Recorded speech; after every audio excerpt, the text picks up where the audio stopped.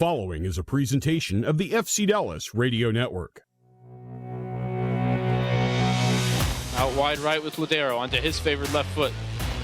Finds Jack McGlynn centrally, just hit the post moments ago. No whistle as Musa got a tug of the jersey. We play on, ball in behind for Julio. Foot race here. Anderson, Julio, past Tarbell, empty net. Anderson, Julio! After a winless California road trip, which ended on a relative high note in San Jose, FC Dallas has returned home for another three-game stretch at Toyota Stadium. With still just one win in Frisco this year, the Toros look to turn over a new leaf as they turn back the clock. It's 90s night at Toyota Stadium, featuring the debut of the brand-new Dallas Burn throwback kit. Standing in Dallas' way tonight is St. Louis City SC, who have yet to win a game in Frisco during their short tenure in MLS. Dallas hopes for a red and black attack tonight as they take on St. Louis City SC. Along the lines of the FC Dallas Radio Network, it is the FC Dallas pregame show presented by your local Toyota dealer, Toyota. Let's go places. On tonight's presentation, we'll have the sounds of tonight's match. Our commentary team for the evening, Ryan Figert and Steve Davis, will join me as we break down tonight's contest. But before we get to Steve Davis to talk about the big headlines, we do want to acknowledge the terrible tragedy that happened in Central Texas, the flooding at Camp Mystic, and FC Dallas, along with the other teams in Texas, are doing their part to try to help out. Of course, announced recently, FC Dallas, Austin FC, the Houston Dynamo, and Major League Soccer made a combined $500,000 donation to victims and flood relief in Central Texas. But there are other initiatives starting tonight here in Frisco that we want to highlight before we get going. Tonight there's an on-field stencil featuring the logo, which is the shape of Texas with a heart right in the hill country area. That is going to be on the field for the rest of the 2025 season. As we mentioned, tonight is the debut of the third kit for Dallas, the Dallas Burn Throwback. After tonight's game, those will be posted on the Dash Auction app, and you can buy those. All proceeds for those game-worn jerseys will be donated to Central Flood Relief as well. And on those jerseys, in addition to St. Louis's jerseys tonight, there will be a special patch that will honor the victims and raise awareness. It's very similar to the stencil you're seeing. And if you're listening here at Toyota Stadium, if you're in the building, good news, at the FC Dallas Player Shop, you'll be able to buy a special green T-shirt that features that same stencil and same logo. It's $15 at the Player Shop, with 100% of the proceeds going to flood victims. So if you can, do your part, be it by the auction, be it by the T-shirts, or anything that you can do to help our friends and brothers, sisters, neighbors down in Central Texas. It would be a great help. Our thoughts, prayers, and sympathies are with all those folks down there. There's no easy way to transition. I'll just say I'll get to do one of my favorite things, and that's talk soccer with Steve Davis. Steve, it's good to talk to you this afternoon. Howdy, Sam. How are you? I hate the reason that stencil is down there, but I got to say it looks really great. It's a great reminder, and yeah, man, that was a bummer a couple of weeks ago. Tough doing that one broadcast, but here we are.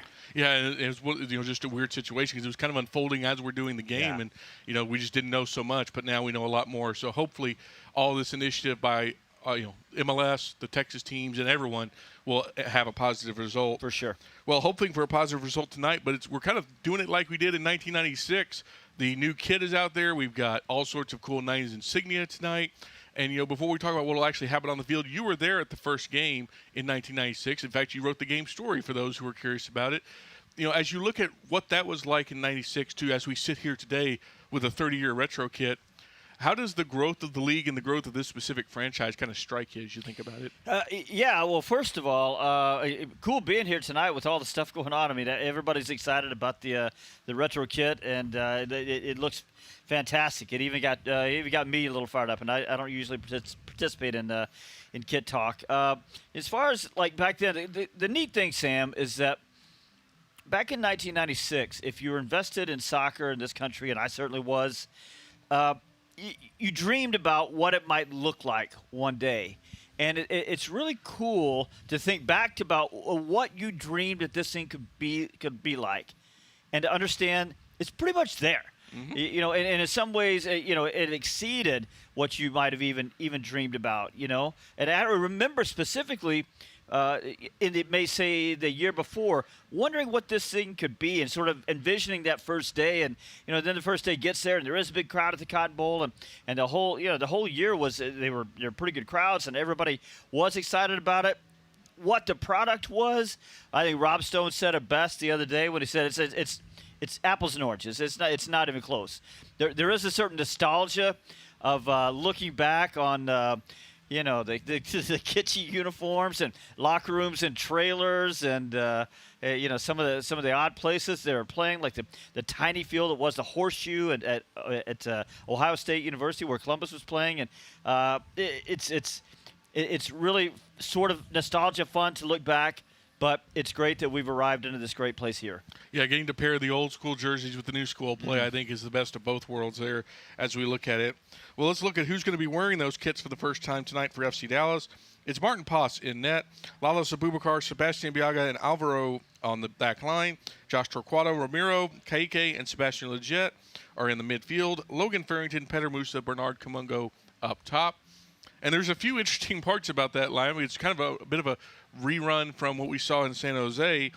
But obviously, one of the big changes, Alvaro comes in. Marco Farfan was playing in that center back line. They've replaced him with Alvaro. And that's a literal big change because Alvaro is much bigger than Marco Farfan. But you are trading experience for energy in that change. Yeah, look, again, I feel like I'm saying this a lot this year. Don't overthink things. Marco Farfan is not a center back. No, he's not. I think he filled in. He fills in ably there at times when he has to. It certainly gives you a good effort there. But you said it. There's a size discrepancy there, and when you're going up against somebody with the physicality of somebody like João Klaus tonight for St. Louis, you got to think about that. So I understand that Alvaro is a young player. Young players are going to make mistakes, but again, it's just a trade-off because Marco Farfan is not a center back. And you're not dealing with as many problems as you don't have a Christian Espinosa out there for St. Louis where you would need Marco a little bit more. Well, speaking of the defenders, let's start on the right-hand side because you've got Sebastian Leggett playing at right wing back, which I believe is his third new position this year behind center midfield, defensive midfield. Now he plays right wing back. And, well, he played 6 well without playing it, so can he handle right wing back, Steve? Oh, you know what? He's a smart soccer player. If I look up and down the starting 11, that's as a problem, that one's going to be somewhere down the list. I mean, is he going to bomb up and down the right side at 32 years old like some, spry, nimble 22-year-old? No, he's not. But he's going to pick his spots. He's going to be solid defensively. The way they've sort of got this thing structured, it's going to be a 3-4-3, I think, just like we saw the other day. No reason to change because I thought they played really well at San Jose. So the way they've got it structured is he is a wing back, but he's got some other defensive responsibilities there besides just hugging the touchline over there. And speaking of the other day, I mean, look, we can't ignore this one. Lucho Costa, not in the starting lineup, not in the 20 tonight. I'm going to be very honest. I'm not quite certain what's going on there, but I will say again, let's not overthink this thing from a competition standpoint. They looked good the other day. I felt like that was closer to the ideal system and the ideal look that what Eric Quill had envisioned when he came in here. And it's difficult when Lucho Costa, he's a fabulously talented player, but he's a player that, as there are attackers, that conserve their energy for when you have the ball. Mm-hmm. And, a lot of the modern game is what are you doing without the ball? And that's what Eric Quill, I think, really wanted to instill. And it's sort of difficult when you've got, your version of, you're Leo Messi. I'm not trying to compare those two, but when you've got him, and everybody can't be Leo Messi and save it all for the attack. So anyway, I thought they did pretty well the other day. I thought they looked good. I thought the fight was good. The energy was good. All of the industry all over the field. So again, why overthink it? And I think we're going to see a lot of the same tonight. And it's easier to defend with 10 in the field than 9. That's just math right there. On the other side, we saw this young man debut in San Jose. He played pretty well, did Josh Torquato. And we found out yesterday he's a homegrown now. He's the 44th homegrown in FC Dallas history. Some of that is out of necessity due to the MLS rules. They either had to sign him or they couldn't play him anymore. Eric Quill spoke very highly of him in his post-game press conference after San Jose, so he's now a full-time roster member. He's starting again tonight, and it's a little bit easier because he doesn't have to deal with Christian Espinosa tonight, but we're looking for a repeat from the young 17-year-old. So you're right. It is out of necessity. On the other hand, they would not have made that signing if they didn't believe that he had some value there. They would have just done something else. So it's good. Again, we talked about it the other day to see to see more and more of the homegrown players coming through the system. This gets back to the FC Dallas DNA. We talked about how they had sort of been trending down the last few years on minutes and matches played by homegrown. So good to see another one get in there. And look, he's going to make a mistake at some point. Every young player does. So hopefully just tonight, they're again keeping it simple for him. Just tell him defend first, and then be watchful for your opportunities to contribute to the attack. Just another member of that roster that made the 20 tonight. I'm excited to talk to Ryan about in our third segment. But let's talk a little bit about the big dog who's been on a decent stretch. He had a very wonderful assist in San Jose on a back heel that helped Musa get his brace. He starts alongside Musa and Kamungo tonight up top. And when it comes to a work rate trio, it's going to be hard to kind of beat those three. But the one concern we had, which is the same as on Wednesday, getting that three of the ball could be the thing that they struggle with a little bit. Yeah, we'll see where he actually lines up. I mean, you say he's going to play underneath Bernie and he'll play up there somewhere. Yeah, the 3-4-3, I think it turns into a sort of a fluid 3-4-3 where they shift around a little bit, but it is a line. Mostly it's going to be a line of three. I suspect we'll see him sort of on the right more often, dropping in and trying to be a target as the ball progresses up the left side, so they get two strikers in there. I think it will look something like that. I just want him out there because he'll draw about 5 to 7 fouls and yes, about 3 to 5 free kicks a game. Yes, so, he will. That's what he does. Well, before we talk a little bit about St. Louis, because there's not a lot to talk about with St. Louis this year, it's not been great. Dallas is dipping into the transfer window. It opens on the 24th. The team confirmed yesterday that Dietzen, the Haitian winger, is on his way. That deal is done. We're also getting reporting that former FC Dallas Academy product Christian Kappas could be back very soon. And obviously the window hasn't even opened yet, but we've seen Dallas in both acquisitions and send-outs be pretty aggressive. I think we're starting to get, we don't know the end game yet, but a little bit of an idea of what Andre Zanata and Eric Quill are wanting as they go through window 2. Yeah, I don't think it could be a big surprise. I mean, we talked about how they made some moves recently to clear the runway, so now we knew that it's no secret where the team needed to be reinforced a little bit. So Dietzen comes in as a winger. Kappas, I'm interested to see where he has evolved since we last saw him playing in the States. He's sort of been hidden away from us in the Scandinavian soccer. Yeah, the Norwegian top division. Right. So, so Kappas, we think he's coming in as sort of an 8 profile. That means, he's not a defensive midfielder, he's not an attacking midfielder, but he's more of a box-to-box guy. So I'm particularly excited to see where his development has gone since he left FC Dallas before as an academy player. And Dietzen, I think, just looks like a good winger depth piece that they obviously need. Yeah, and Kappas is an Eric Quill guy. They worked together when he was here before he left for the Nordic Isles. So it's very curious to see another reuniting. Guys like Bernie Kamungo have reunited with Quill and seen some success. Maybe Kappas can find the same thing if that gets across the line. Well, let's talk about the visitors tonight. It's St. Louis City SC making their third trip to Frisco. They are winless in their 2 trips to Frisco so far, and they only have 1 win in their last 6, 4 losses in that.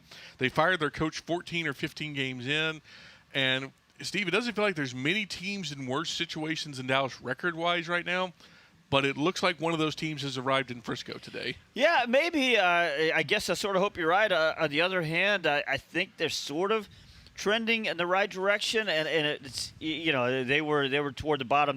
They might have been the worst team in Major League Soccer as they released Olaf Melberg, who was now just a sort of an odd footnote in MLS history because he literally lasted 15 games. So they weren't scoring before, but what I would say, Sam, right now is they looked a little bit like Dallas did last year as they were under the interim direction of Peter Luxine, where they're scoring more. They've literally shifted their game model to where they're playing more on the front foot, back to sort of that St. Louis DNA of when they expand as an expansion team a couple of years ago, pressed high. Who knows how much they'll actually press tonight in the heat, but as they've moved the game up, now they're scoring. They're scoring a lot. But they've got some center back depth issues, so they're also conceding a lot. So similar to Peter Luxine last year, as he took over, the team started scoring. Now they're looking for the balance. How do they balance? Keep scoring, but don't let as many in from the other side. But Dallas has to be careful tonight because they can't score. Yeah, well, hopefully Dallas, that for at least one more match, they don't figure out defense so Peter Musa can have some fun. We'll talk about that in our third segment, but that is Steve Davis. He'll be on the call tonight alongside Mark Dodd and Ryan Figert, and we will, of course, talk to you just in a little while in our third segment. Thank you, sir. Talk to you in a little while. When we return here on the FC Dallas pregame show, we'll have the sounds of this week's match. This is FC Dallas Soccer presented by Toyota on the FC Dallas Radio Network. So, what'd you do this weekend? Well, just took the Tacoma off-road, deep into the woods, got to this hidden campsite only it could reach. Nice. I hooked up the boat to the Tundra and hit up the lake. Towed it like a pro. Had the whole lake to ourselves. Hey, wait, did I mention I went rock climbing too? Uh-huh, yeah, thanks to the Tacoma's crawl control. Well, sounds like we both had fun weekends. Mine was better. The Toyota Tundra and Tacoma are built for all the fun. Test drive at your local Toyota dealer or visit Toyota.com today. Toyota, let's go places. Feature availability differs based on trim. See Toyota.com for details. Want to hear something incredible? That's Eleanor. Just 10 hours after being born, Eleanor was airlifted to Children's Health and met by our expert team trained in cardiac and critical care. At 4 days old, she received a stent to help her heart pump blood to the rest of her body. And today, she's a happy, healthy 1-year-old. That's incredible. That's Children's Health. Incredible together. In sports, if you think joy only happens after you win, think again. Look at the world's most successful athletes like Serena Williams, Brooks Koepka, and Alex Morgan. They don't spend all their days grinding away. They take time to enjoy themselves, like getting together with friends over a Michelob Ultra, because they know that happiness is the key to winning, and that joy is the whole game, not just the end game. Michelob Ultra. 95 calories, 2.6 grams of carbs. It's only worth it if you enjoy it. Enjoy responsibly. AB Michelob Ultra Light Beer, St. Louis, Missouri.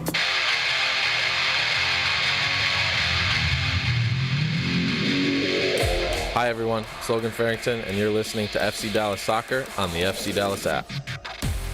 Winner, winner, Chick-fil-A dinner. All season long when FC Dallas wins at home, fans win free Chick-fil-A. Be sure your Chick-fil-A app is up to date and location services are turned on when you attend matches at Toyota Stadium. After the team wins, before you leave your seats, open the app to redeem the Chick-fil-A offer. Welcome back to the FC Dallas pregame show presented by Toyota here on the FC Dallas Radio Network. In our next segment, Ryan Figert and Steve Davis will join me to break down the lineups and tactics for tonight's showdown. While we have a moment, a reminder about the FC Dallas Radio Network podcast feed, which is your hub for everything FCD. Of course, the postgame show is there after every game, home and away, win, lose, or draw. It's the best analysis of a game you'll get in 30 minutes or less about FC Dallas, the game that was, highlights, stats, analysis, everything you need in about 30 minutes or less. But, of course, this year we've added the FC Dallas Agenda, which comes out most every week around Wednesday or so. Ryan, Garrett Meltzer, and Steve host that one as well. They bring you insights, interviews, breakdowns, a little bit of fun, a little bit of everything on that show. We just had Rob Stone from Fox Sports on there last week. Of course, we've had all the big names in FC Dallas land: Eric Quill, Andre Zanata, Pedro Musa, Osaze Urugide. You name it. If anyone's anyone, they've been on the FC Dallas Agenda. And if they haven't yet, we just haven't gotten to them yet. We're busy people. But what you're going to want to do to hear all of that great content for free, by the way, go to your podcast provider of choice, type in FC Dallas Radio Network, hit that subscribe button so you don't miss any of that good content. But now let's get you the sounds of this week's match, and they're featuring head coach Eric Quill and Dallas goalkeeper Martin Poss. I mean, it should give us a lot of confidence to know that I think we all walked away feeling like we should have won the game on the road in a tough place to play. So they need to piggyback that with a belief to come out and do the same thing, same mentality. From start to finish, I thought, again, the 60 seconds after the second goal, was our letdown, and we felt that in the locker room, and so we need to learn from that and again, understand we've got to lock in after goals scored. And so I really feel like these guys are committed to finding a result, and that was nice to watch, was the mentality, the group mentality. I felt like I was watching a team that was super connected, and that's positive. Huge. Both teams, need the points desperately. So I expect both teams to be fighting desperately, like where they sit in the table. And we can't waste any more time. And we got to go for it. We got to be the aggressors. We got to be hungry and disciplined. And this is our home. We got to go out there and put on a performance for our fans and show them how bad we want to win. Moose is going to find his moments, and he's a punisher. So confidence is huge with nines. So I expect him to be high in confidence right now coming off that performance, and hopefully he does the same. If we get that kind of contribution, it puts us in a good chance to win the game. I think first of all, it was a real good team effort. I think that's the bare minimum to start as a team, to play as a team, to die for each other on the pitch, and I think was a great response after our stretch of 4 games. And now I think that's the bare minimum where we need to start from is play as a team, play together, and go out there on the pitch and show that we're a team and we fight for this crest. I think we're in a point of the league where we have to fight for every 3 points that we get. We know we haven't been good enough at home, and that's what we want to turn around. And I think if we can play as a team, we hope we can build up the energy from the stands and get a nice push together with the fans together for the remainder of the season. I think the shirts look outstanding. I think the reactions have been very positive, what I've seen too on the social media, so let's hope we can create a different type of energy with this new merch. I don't know if you remember, but 2 or 3 years ago I tweeted something out like, where can I find good Dallas Burn merch, and now we're getting it in this fashion, so that's amazing. I think should give a lot of confidence to wear such beautiful kits with such beautiful history, so it should be good. When we return on the FC Dallas pregame show, Ryan Figert and Steve Davis will join me to break down tonight's lineup and tactics. This is FC Dallas Soccer presented by Toyota on the FC Dallas Radio Network. UT Southwestern Medical Center in Dallas, Texas, where discoveries change lives. The spark of collaboration that fuels bold thinking in our labs. The spark of inspiration that motivates greatness in the next generation. And the spark of innovation that pushes the boundaries of today's care. At UT Southwestern, teamwork and talent combine to fuel discovery, education, and healing. UT Southwestern, the future of medicine sparks here. Welcome to the world of WinStar. At the world of WinStar. In sports, if you think joy only happens after you win, think again. Look at the world's most successful athletes like Serena Williams, Brooks Koepka, and Alex Morgan. They don't spend all their days grinding away. They take time to enjoy themselves, like getting together with friends over a Michelob Ultra, because they know that happiness is the key to winning, and that joy is the whole game, not just the end game. Michelob Ultra. 95 calories, 2.6 grams of carbs. It's only worth it if you enjoy it. Enjoy responsibly. AB Michelob Ultra Light Beer, St. Louis, Missouri. Hi everyone, it's Sebastian Leggett, and you're listening to FC Dallas Soccer on the FC Dallas app. Welcome back to the FC Dallas pregame show presented by Toyota here on the FC Dallas Radio Network. We've got about 18 minutes till kickoff here at Toyota Stadium, so let's go ahead and get you the starting lineups for tonight's match, and they are brought to you this evening by AdvoCare. We'll start first with the visiting St. Louis City SC and their interim manager, David Critchley. It's Ramon Berkey in net for St. Louis, Thomas Totland, Josh Yotto, Timo Baumgartel, and Haziel Orozco on the back line for St. Louis. Conrad Valheim, Cedric Teuchert, and Thomas Ostrak in the midfield. Marcel Hartl, João Klaus, and Simon Betcher in up top for St. Louis. And now let's hear the first starting lineup tonight for first-year head coach Eric Quill. Marta Paz, goalkeeper, University of Amsterdam. Álvaro, center back from Brazil. Sebastian Ibiaga, center back, Duke University. Lalas Abubakar, central defender, University of Dayton. Sebastian Leggett, center midfield, San Francisco, California. Ramiro Benetti, midfielder, Brazil. Kaique, midfield, Brazil. Joshua Torquato, left back from Brazil and America. Logan Farrington, striker, Racine, Wisconsin. Bernard Camungo, I'm a winger, and I'm from Abilene, Texas. Petar Musa, forward, from Zagreb, Croatia. Subs tonight for Dallas: Osaze Urugide, Marco Farfan, Patrickson, Siki and Sabeling, Shaq Moore, Sam Sarver, Michael Colodi, Tariq Scott, and Anthony Ramirez. Now let's bring in the voices of tonight's contest. Well, at least two of them. Mark Dodd will join us closer to kickoff, but it's Ryan Figert and Steve Davis. And Ryan, we talked about it a little bit in the first segment. Dallas, a 2-2 draw in San Jose, but an industrious 2-2 draw, one that they did a little bit shorthanded and a little bit under-talented. As they come into tonight sporting a lineup that looks relatively the same, do you think they can build on what was a draw that kind of felt like a win? Yeah, I think, first of all, excited for the night, right? 90s night, the Burn Kid, everything going on. I think there's some extra energy, some extra juice behind this one. Legends in the building as well. We'll have Mark Dodd in the booth, but Jason Kreis, Zarko, all these guys are here. We're going to look at them on the screen right now. There's Mark Dodd right there. He looks great. Yeah, he looks ready for the broadcast here in about 10 minutes. But first of all, excited for that. Hope it brings some extra energy to the team to see the history behind this club and what this means. This night in particular can mean to the club. But talking about the tactics and how the team looked on Wednesday, yeah, I think something I mentioned on the postgame show is this team looked like they were playing in the mold of Petar Musa, their DP and their leader in the attack. And I think building the lineup around him is what Eric Quill is prioritizing with this 11 in particular, giving young players opportunities. Torquato in there with Alvaro, that's going to be one to watch. Those two in there alongside each other on the left side. Leggett in there at right wing back. He can provide some industry and some column on the ball, which can be helpful tonight as well. Opposite, like I mentioned, the young players on the other side. So I think they can build off it tonight, and a lot of the same faces in the 11 for that reason. And, Steve, we talked a little bit about it in that first segment. It's Alvaro, Ibiaga, and Abubakar in that back line, and that screams one thing.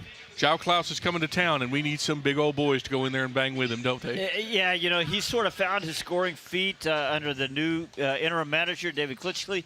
And it's 6 goals in 6 games before the other day. They won their last game. That was over Portland, back up at Energizer Field in St. Louis. Klaus didn't score that one, but before that, 6 goals in 6 games is a good run.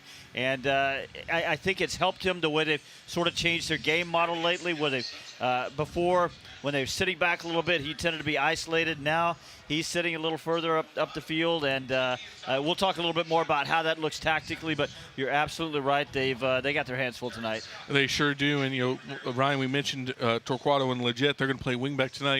A big week for Torquato. Makes his debut on Wednesday, signs as a homegrown yesterday, gets his first home start tonight.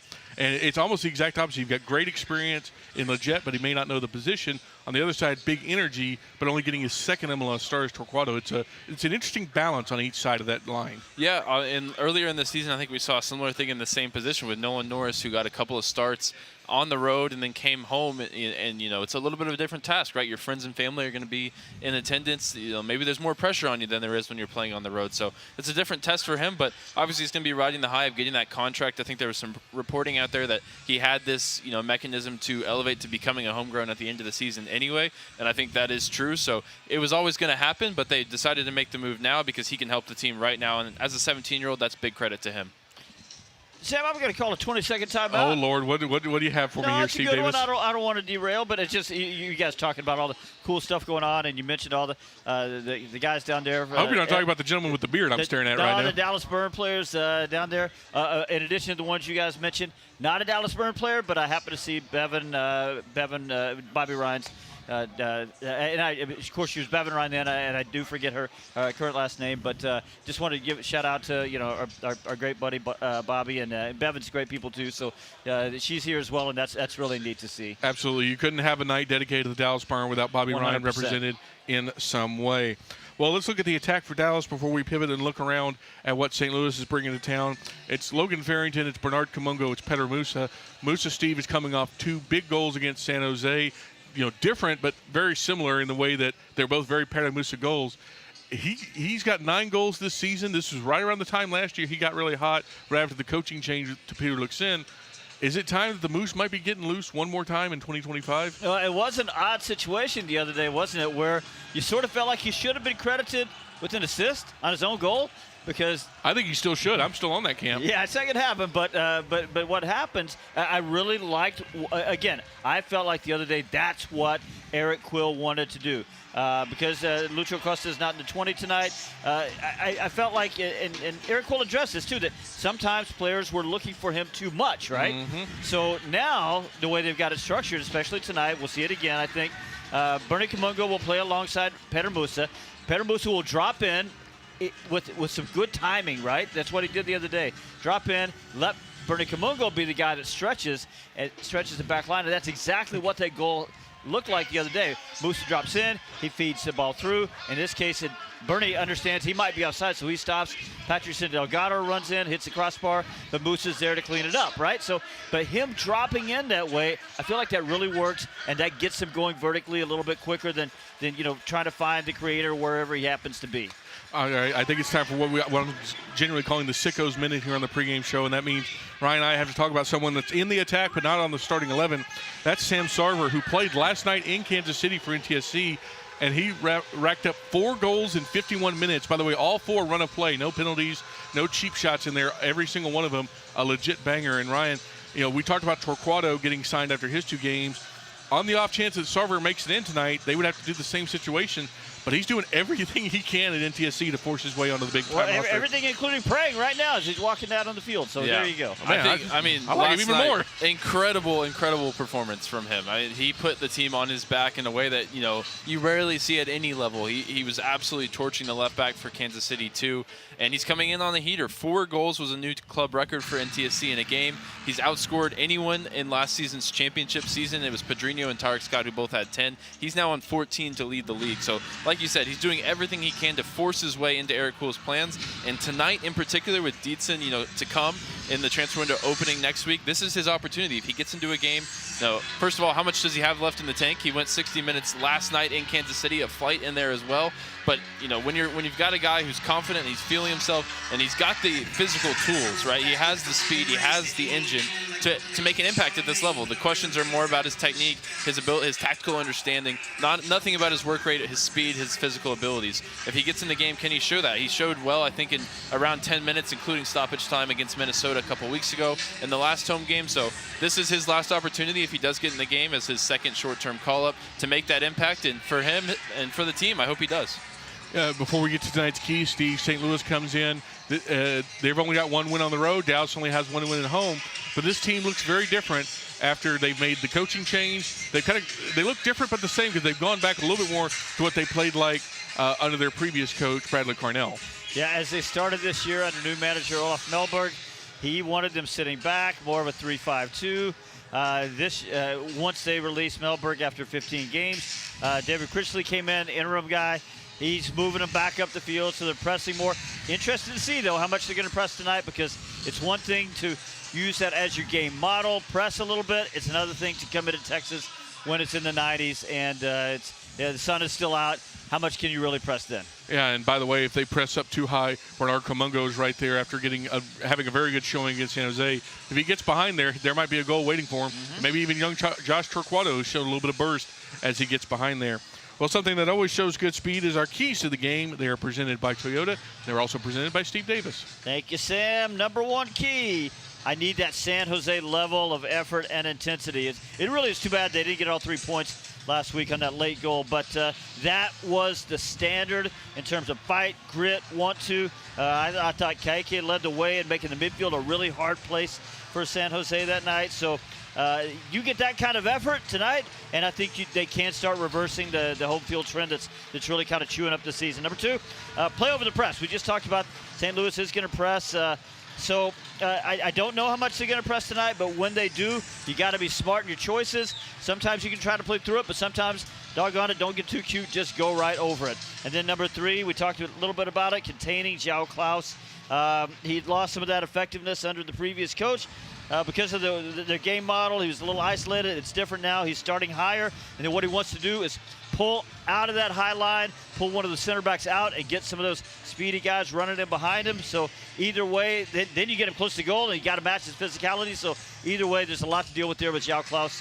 And those are your keys, presented by Toyota. Thank you, Steve Davis. That's going to do it for tonight's postgame show. The players are walking onto the pitch, Dallas, in their Dallas Barn throwback kits, white on white for St. Louis City. But as we mentioned, we are honoring the victims of the Central Texas flood, and for that, we go to our PA announcer, Chris Bucambuso. Flooding in Central Texas. Our thoughts are with the families affected by this heartbreaking event. Please join us in a moment of silence to honor them.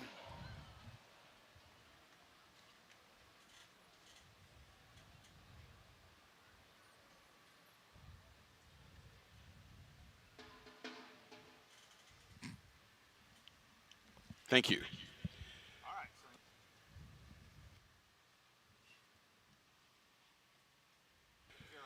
Please welcome as tonight's Toyota Hero of the Match, Rebecca Cowley.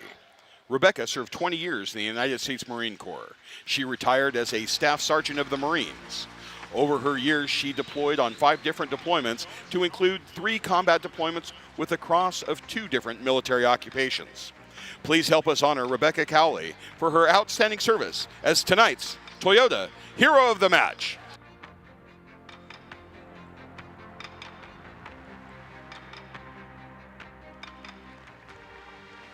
Fans, please rise if you were able and remove your hats for the national anthem of the United States, performed tonight by Taylor Smith-Bothan.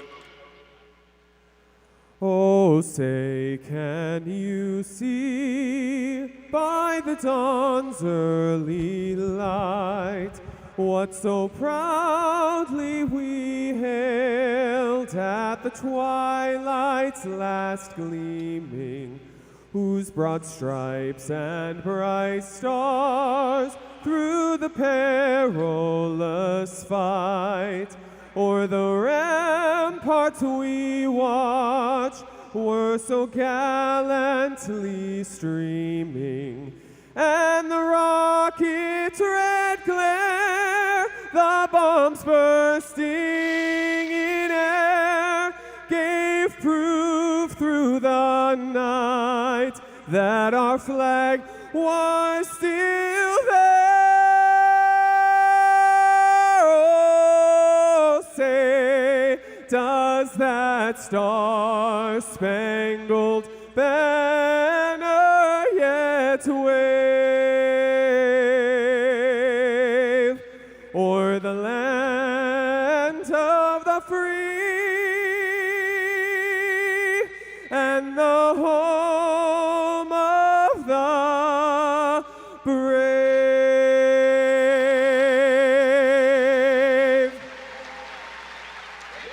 So, what'd you do this weekend? Well, just took the Tacoma off-road, deep into the woods, got to this hidden campsite only it could reach. Nice. I hooked up the boat to the Tundra and hit up the lake. Towed it like a pro. Had the whole lake to ourselves. Hey, wait, did I mention I went rock climbing too? Uh-huh, yeah, thanks to the Tacoma's crawl control. Well, sounds like we both had fun weekends. Mine was better. The Toyota Tundra and Tacoma are built for all the fun. Test drive at your local Toyota dealer or visit Toyota.com today. Toyota, let's go places. Feature availability differs based on trim. See Toyota.com for details. UT Southwestern Medical Center in Dallas, Texas, where discoveries change lives. The spark of collaboration that fuels bold thinking in our labs. The spark of inspiration that motivates greatness in the next generation. And the spark of innovation that pushes the boundaries of today's care. At UT Southwestern, teamwork and talent combine to fuel discovery, education, and healing. UT Southwestern, the future of medicine sparks here. Welcome to the world of WinStar, the kiss of WinStar. Want to hear something incredible? That's Eleanor. Just 10 hours after being born, Eleanor was airlifted to Children's Health and met by our expert team trained in cardiac and critical care. At 4 days old, she received a stent to help her heart pump blood to the rest of her body. And today, she's a happy, healthy 1-year-old. That's incredible. That's Children's Health. Incredible together. Hi everyone, it's Sebastian Ibiaga. Tonight's FC Dallas match is up next, right here on the FC Dallas app. Well, welcome back to 1996 tonight at Toyota Stadium, where the Dallas Burn are in action against St. Louis City SC. It's an MLS original against a relative newcomer, but this season both teams find themselves in a similar position that's on the outside looking in. Points are at a premium as we enter the final stretch of the season. Playoff hopes on both sides are holding on by a thread, and Dallas are rocking some fresh threads tonight, looking to right the wrongs of their home form here in 2025. I'm Ryan Figert here on the FC Dallas Radio Network, joined now by Steve Davis, joined momentarily by Dallas Burn goalkeeping legend Mark Dodd. Once he makes his way up to the booth, Steve, welcome aboard. Man, I know it's not going to really help you necessarily because you know all the Dallas Burn players, but how do you like those big numbers on the back of those jerseys over there? I think we should make it. I think they should stick around. Absolutely. It looks great. Dallas will be wearing their black, red, and gold Dallas Burn legacy kit, moving from right to left here in the first half. St. Louis City in white with city red accents, moving from left to right. 2 all-star goalkeepers a year ago at either side. Berkey down to our left in all green. Martin Paas in a bright orange Dallas Burn goalkeeping kit down to our right. Wearing the armband tonight for FC Dallas, and Eric Quill, as we are just about set for kickoff here from Toyota Stadium. Amongst all the festivities here of Alumni Night, 90s Night, these points, like I said, Steve, are at a premium, and that's on both sides. Yeah, for sure. Look, both teams sitting below that playoff line, so they both see this as an opportunity to pick up a big 3 points. A team that struggled on the road, visiting a team that has struggled at home. Somebody will come out on top tonight as St. Louis get us underway, launching it long out towards Sebastian Lletget. It's in behind from Marcel Hartl here early, stabbed in towards the middle. Martin Pass immediately involved, diving out off his line to make the catch. And there's that direct play, that direct approach from St. Louis City, something they've returned to under their new manager, interim head coach David Critchley. Yeah, create a half chance right off the bat. Sebastian Lletget playing on that right wing back's position. It's new for him, but not the biggest guy, so he got beat on the header there. Another collision between this time Musa and Yarrow at the other end. It's out for a Dallas throw, which will be taken by young Joshua Torquato, making his first appearance at home for his hometown team after signing as a homegrown just yesterday. Pass lifting it out to the right side towards Sebastian Lletget, just over his head, and it bends out of play. Lletget with a thumbs up back towards his good friend Martin. Knew he sort of misjudged that one. Yeah, I wonder if he got a little sun in his eyes there, because I felt like he got kind of a late jump on it. It is 92 degrees and sunny here in Frisco, Texas. The sun's still peeking out on that far side where Lletget was trying to fight for the ball. It is well and truly some July summer heat here. As it's back to Roman Berkey. One time Borussia Dortmund goalkeeper fires it out to the right side. Knows how to use his feet too. He's got 2 assists this year. Speaking of direct play. Ball across to Timo Baumgartel, back in the starting 11 today. He's going to lift this one over the top for the run of Thomas Totland, the right back. Overhit the pass as Totland tried to time the run in behind. Martin Pass will pick it up. I'd like to see somebody from FC Dallas get a little bit of pressure going there, so can't hit that pass over the top. Dallas now going direct towards Musa. Bouncing back towards their own goal. João Klaus on it, in behind again from Marcel Hartl. Return to João Klaus inside the 18. Cutback ball through the middle is cleared away by Sebastian Lletget. Flicked on there by Bernie Kamungo for the run of Logan Farrington in behind. It's recovered there for St. Louis City by Jaziel Orozco, who is in a very similar boat to Josh Torquato on the other side, playing a same position and just signed yesterday as well as a homegrown.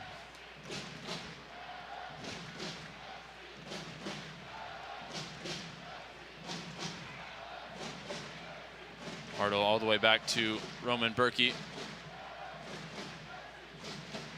Thomas Ostrak, Conrad Vollum in sort of a double pivot for St. Louis City tonight. It's Josh Yarrow bringing it forward up the right side from center back. Into the feet of João Klaus, set back for Totland. Ostrak all the way back now for Baumgartel. St. Louis controlling a majority of possession here in the opening 3 minutes.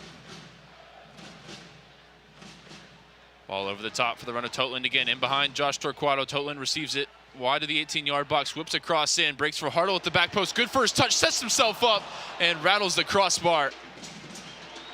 Still not cleared as Betcher tries to bring it down. Torquato sends it down the field. And that'll at least be a momentary reprieve for Dallas. St. Louis with a strong start here. Yeah, 3.5 minutes in. They've got behind Dallas's back line. The back line of 5. They've 3 different times already. Boubacar chasing Twitchard all the way. Eventually a ball in behind of where Boubacar had vacated is running through again for Martin Pass to pick up. Interested to see that it is Alvaro on the right side and Boubacar on the left tonight after Boubacar started on the right of the back 3 at San Jose. Here's a ball in behind from Lletget for the run of Logan Farrington along the right side. Baumgartel there in pursuit, gets there first and puts it back to Roman Berkey. No, I like the lane, though. I like what Lletget tried to do there and finding Farrington. Just couldn't win the foot race. Looks like more of a front 3 tonight for Dallas as opposed to the front 2 that they had in San Jose, with Farrington in there for Patrickson, who's on the bench tonight. They defended a little bit different the other day, though, so it ended up being a front 2 without the ball, if that makes sense. Good work to play it out of tight spaces here. Now it's back to Torquato. Try to go down the line for Ramiro. It's blocked out for a throw.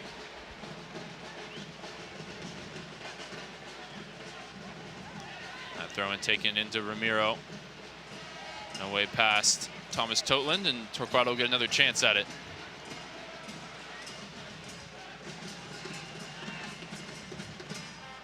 Again into Ramiro, knocks it down with the head, lifted ahead towards Petter Musa. Fighting for the first ball, now the fight for the second ball. And it breaks for Logan Farrington here centrally. He's got runners either side. Farrington holding the man off from behind, and he's drawn a foul, and this one right in shooting range.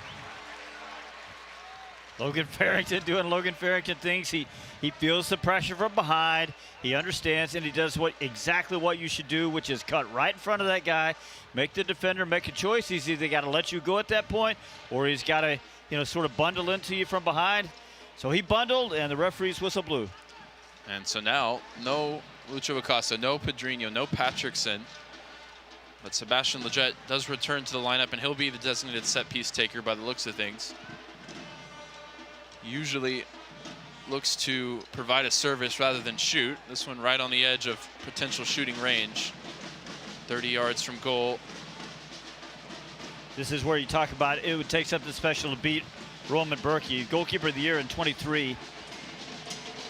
Plenty forward to aim at for Sebastian Lletget here across the edge of the 18-yard box.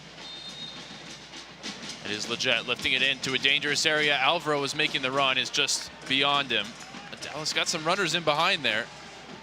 Timing just off with the service. Yeah, I think he needed just a little bit more of an angle on it. Runners over there, they did get behind the St. Louis back line, just couldn't catch up with the ball. Betcher hits a pass all the way through to Martin Paz. That one didn't have a name attached. And now Ebiaga going direct the other way, and he does pick out Petter Musa, brings it down on the chest, spots the run of Logan Farrington in behind here. First touch let him down, as he would have been in on goal, and instead runs behind for a goal kick. Oh, what a good takedown of the pass there from Petter Musa, and then what a ball, angled perfectly for Logan Farrington. I think he just sort of couldn't figure out which foot he wanted to take it with, and tried to take it with his left, and it just got by him, just skipped by him there. But what a ball from Petter Musa. Now it's Dallas's turn to step the pressure up. Farrington putting pressure on Baumgartel, deflects the long ball and puts it out for a throw. But look, as a long outlet, what St. Louis is doing is they're pushing Thomas Totland up high, that he's the right back. And so it's creating this area back there, and I think that's what Petter Musa is starting to look for. That's exactly where he received that ball, so look for that, Ryan. All the way back to Roman Berkey, and Totland has released early here. As Dallas are in retreat, Yarrow brings it forward. Ostrak picks it up from Yarrow, fires it down the line for Totland. Totland back to Yarrow.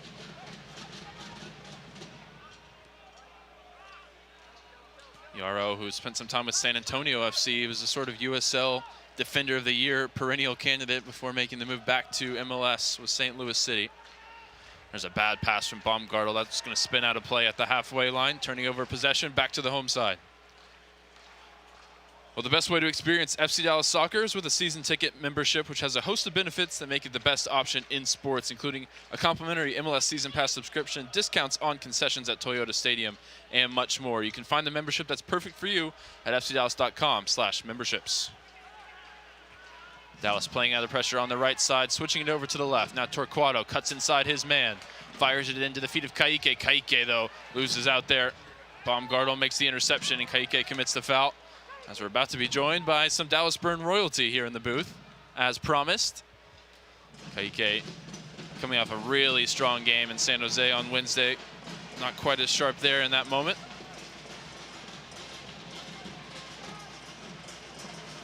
Baumgartel fires it out to Simon Betcher on the left side, back to Baumgartel. Center back seeing a lot of the ball for St. Louis here in the opening almost 10 minutes now.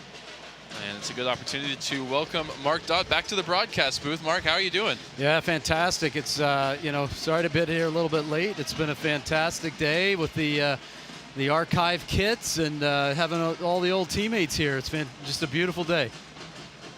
Fired into the feet of Betcher here, set back for Hardo. Hardo with runners ahead of him, ball in behind, looking for João Klaus. Sebastian Lletget defending from the wrong side. Offside flag goes up anyway, as Alvaro is dribbling clear.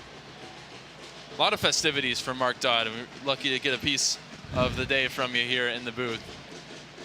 Yeah, and you were part of the kit launch as well out in LA. Why don't you tell us the story of that one? I was. It was nice that they could dust me off and get me out there. They found enough hair and makeup product to, hide a few wrinkles, but it was a lot of fun getting out there. And, they asked me when I saw all the different uniforms and the archive kits, and they said, what do you think of Dallas? And I just said, they nailed it. I mean, this really, really captures the whole spirit of the Dallas Burn. They got everything right and made it even better. Wearing the all black with the red and gold accents tonight. Dallas debuting that archive kit as it's lifted over the top by St. Louis. The run of Betcher. Ibiaga at full stretch wins the header and restores Dallas possession. Well, Mark, while you were in transit, St. Louis hit the crossbar. Dallas had a couple of half chances as well. It's been a lively start to the game here. Some extra energy in the building on 90s night for sure. Yeah, and it's really this is a match that's important, obviously, for both teams because they're kind of been facing the same struggles, and I think that the teams, they both need a spark. They both can't afford to fall back in some of their ways where, maybe they give up the soft goal late in the game. This is really important psychologically for both clubs. Abubakar lifts it forward from a free kick. Musa, nice touch, now finds Kamungo. Kamungo loses out to Totland. Now there's that spot again, Ryan. Mark, we just remarked how they're releasing the right back Totland so early. Musa starting to find this area right behind him and take those direct balls in there, so something to watch for. Roscoe under pressure from Farrington. Back to Roman Berkey. And we had to have goalkeeping royalty in the booth because we've got some really stellar goalkeepers on either side tonight, Mark. Yeah, and I recall a couple of seasons ago, these two are really battling it out for goalkeeper of the year. And I think an argument could be made that Martin was every bit as good, and certainly he got his due in the next year for All-Star. Here's Kamungo with a shot from distance right at Roman Berkey as Farrington forced a turnover there from Josh Yarrow. I don't know if it's fair to say he forced it. Josh Yarrow just passed it to somebody there on the wrong team. Center back, a struggle position for St. Louis, and they've already made some transfer moves to address that. The window opening before the next game for both of these teams, and both teams have been active. Dallas adding in Haitian winger Dietzen, who will be hopefully available pending all the paperwork and such for next week, Friday, matchup against New York City FC. Possession with St. Louis on the far side here in the 13th minute, still scoreless. Hartle went the closest to scoring. St. Louis hitting the crossbar in the opening 5 minutes.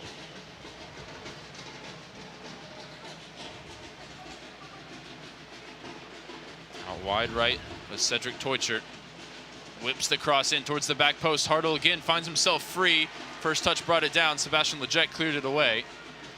And now goes long again towards Musa. Battling with Baumgartel.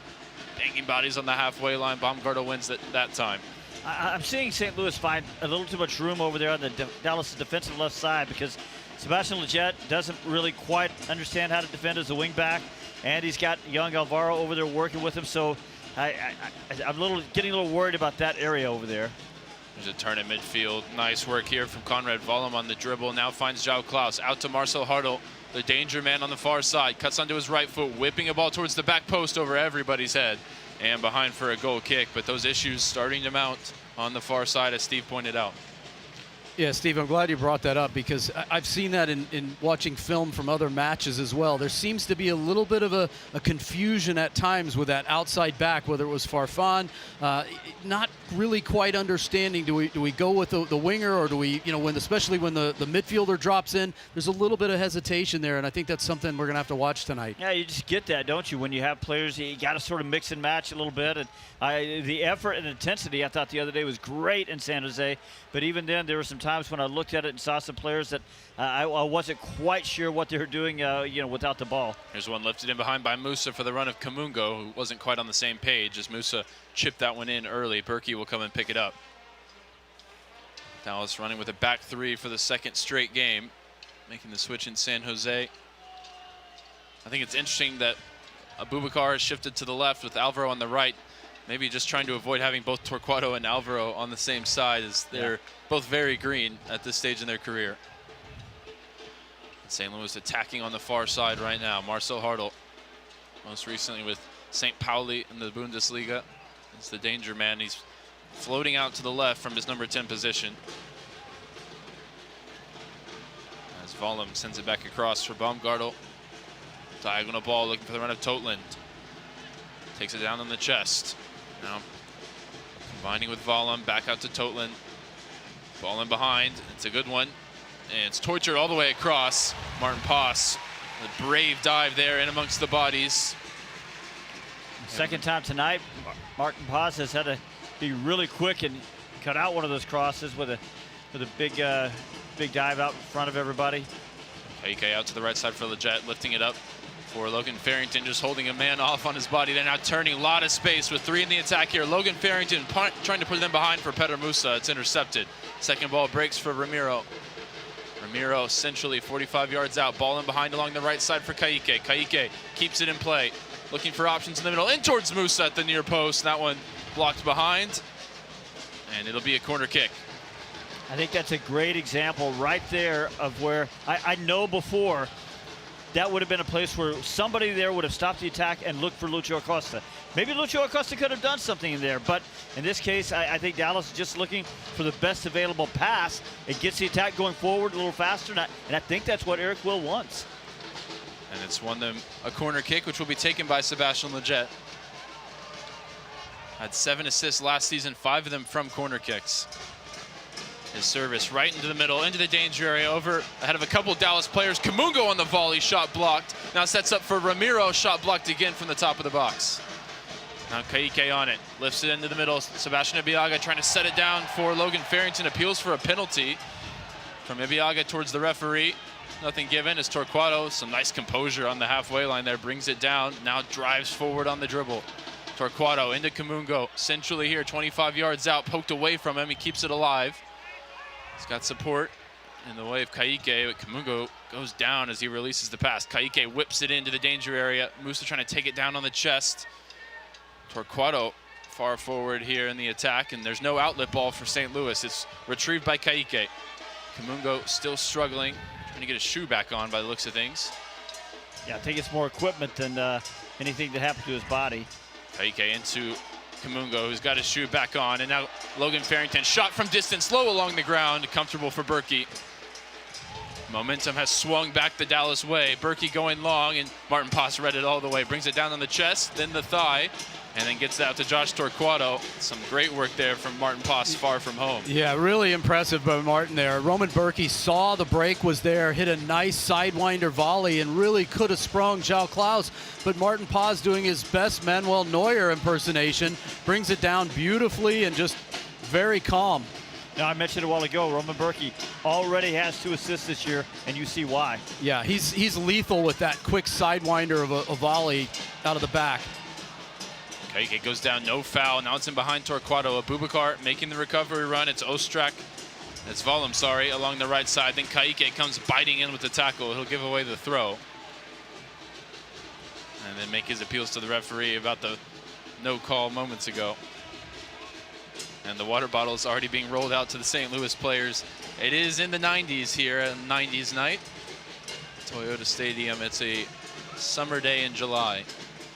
Mark Dodd played in a lot worse than this down at the Cotton Bowl. Yeah, we were just talking about that earlier. There was a thermometer down there on the field in the tunnel at the Cotton Bowl. I think we've seen that thing break 120 down there, and you know, of course, every year that goes by, the temperature gets higher. So, but nevertheless, it is true. You know, this kind of weather favors Dallas. You know, we should be used to it. But it's hard on all the players. You had that big cement berm back there behind you too. Yeah, you could suck up all the heat. Yeah, kick it right back out. I think it was black as well, so it was just absorbing the heat out there. But you know, good days for sure. Thomas Totland here lining up a long throw in towards the near post, and that one straight out of play. Dallas struggling to defend long throws in their last home game against Minnesota, but that time they don't have to, as Totland can't keep it straight and in the field of play. Yeah, that long throw, another reason it's nice having Alvaro in there as opposed to Marco Farfan, who played that left center back role the other day, because just it would be harder to defend those long throws with the smaller player. Absolutely. And, you know, João Klaus is so, you know, he's a big body, but he knows how to position himself well. He knows how to muscle players off early so he can utilize his height, and I think that's probably why we're seeing Alvaro in there. Hey, look at this. It looks like 1996, what they're doing right there, where all the players sort of gather in about a 20-yard area for the goal kick. Just gonna scrap it out in there, huh? And a tribute, of course, to the late, great Bobby Ryan. Forever a voice of this club here in the 19th minute. Great moment from the supporters, as they do at every home match, but particularly poignant tonight. And it was really special this weekend too. Bobby. Speaking of Bobby, Bobby's wife Bevan was here and been part of the celebrations, and their kids, and to see his legacy live on. For all of us that been touched by him and played with him and has him a teammate, he was a special human being, and to have Bevan part of that legacy here, still with the club, is a wonderful thing. Alvaro bringing it down out of the sky. Nice touch from him. Now he can drive forward into the right wing back position. Alvaro on a scamper along the wing. Brings it back. He's got nobody up there with him. He got forward and didn't know what to do with the ball. He's in foreign territory. Yeah. Sebastian Lletget on it. Along the right side in the midfield for Kaique. Looking to get turned, instead returns it to Sebastian Lletget. Sliding tackle evaded there. It was Simon Betcher trying to cut it out. Lletget cuts back, finds Farrington. Back for Ramiro. Farrington, nice drop of the shoulder, past two defenders, now driving at the 18-yard box, step over, back onto his right foot, in behind for Petar Musa. Sweet feet from Musa with a shot right at Roman Berkey, and the offside flag up anyway. Much better build-up by Dallas, and really that all starts a bit with Logan Farrington willing to take people on, to blow past people. I've kind of equated him to a polished bull in a china shop. He's going to run through anything, but he does it smoothly, and I think this is a way to expose that St. Louis defense. Oh, giveaway there, and a bailout foul in many ways called against Ramiro, as it was with Petar Musa on the top of the box from a loose pass there from St. Louis. After a concerning 4 minutes to open this match, Dallas easily the better team over the last 15-plus minutes now. A weird situation where St. Louis one win all season on the road, and that was months ago now. Dallas one win all season here at home. As Hartle puts it in behind, cut out by Alvaro, sends it down the field. And even then, their one win away from Energizer Park was over the LA Galaxy. It was just outright terrible to begin the season through about the first half of the season. So you're putting an asterisk on their one home win. I am. I'm going to, yes.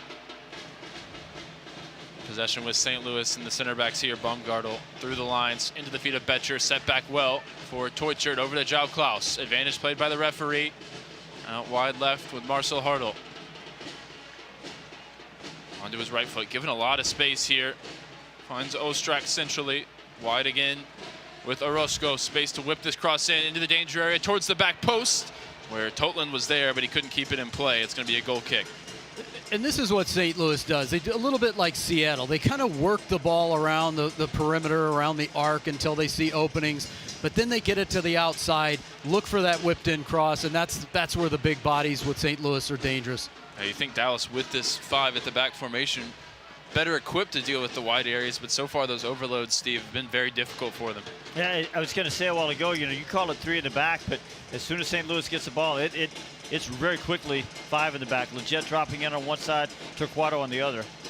Farrington again holds off his defender, breaks for Sebastian Lletget. Early ball looking for Kamungo is blocked by Orozco. It'll be a throw in an attacking area for the Burn here. Dallas just looks so much more direct and comfortable being direct. Again, it's different. I'm not saying one is necessarily better than the other one, but when you look for Lucio Acosta, looking for him becomes your whole offensive MO. Lletget into Musa. Musa brings it down to the box, sets it back for Kaique to the top corner.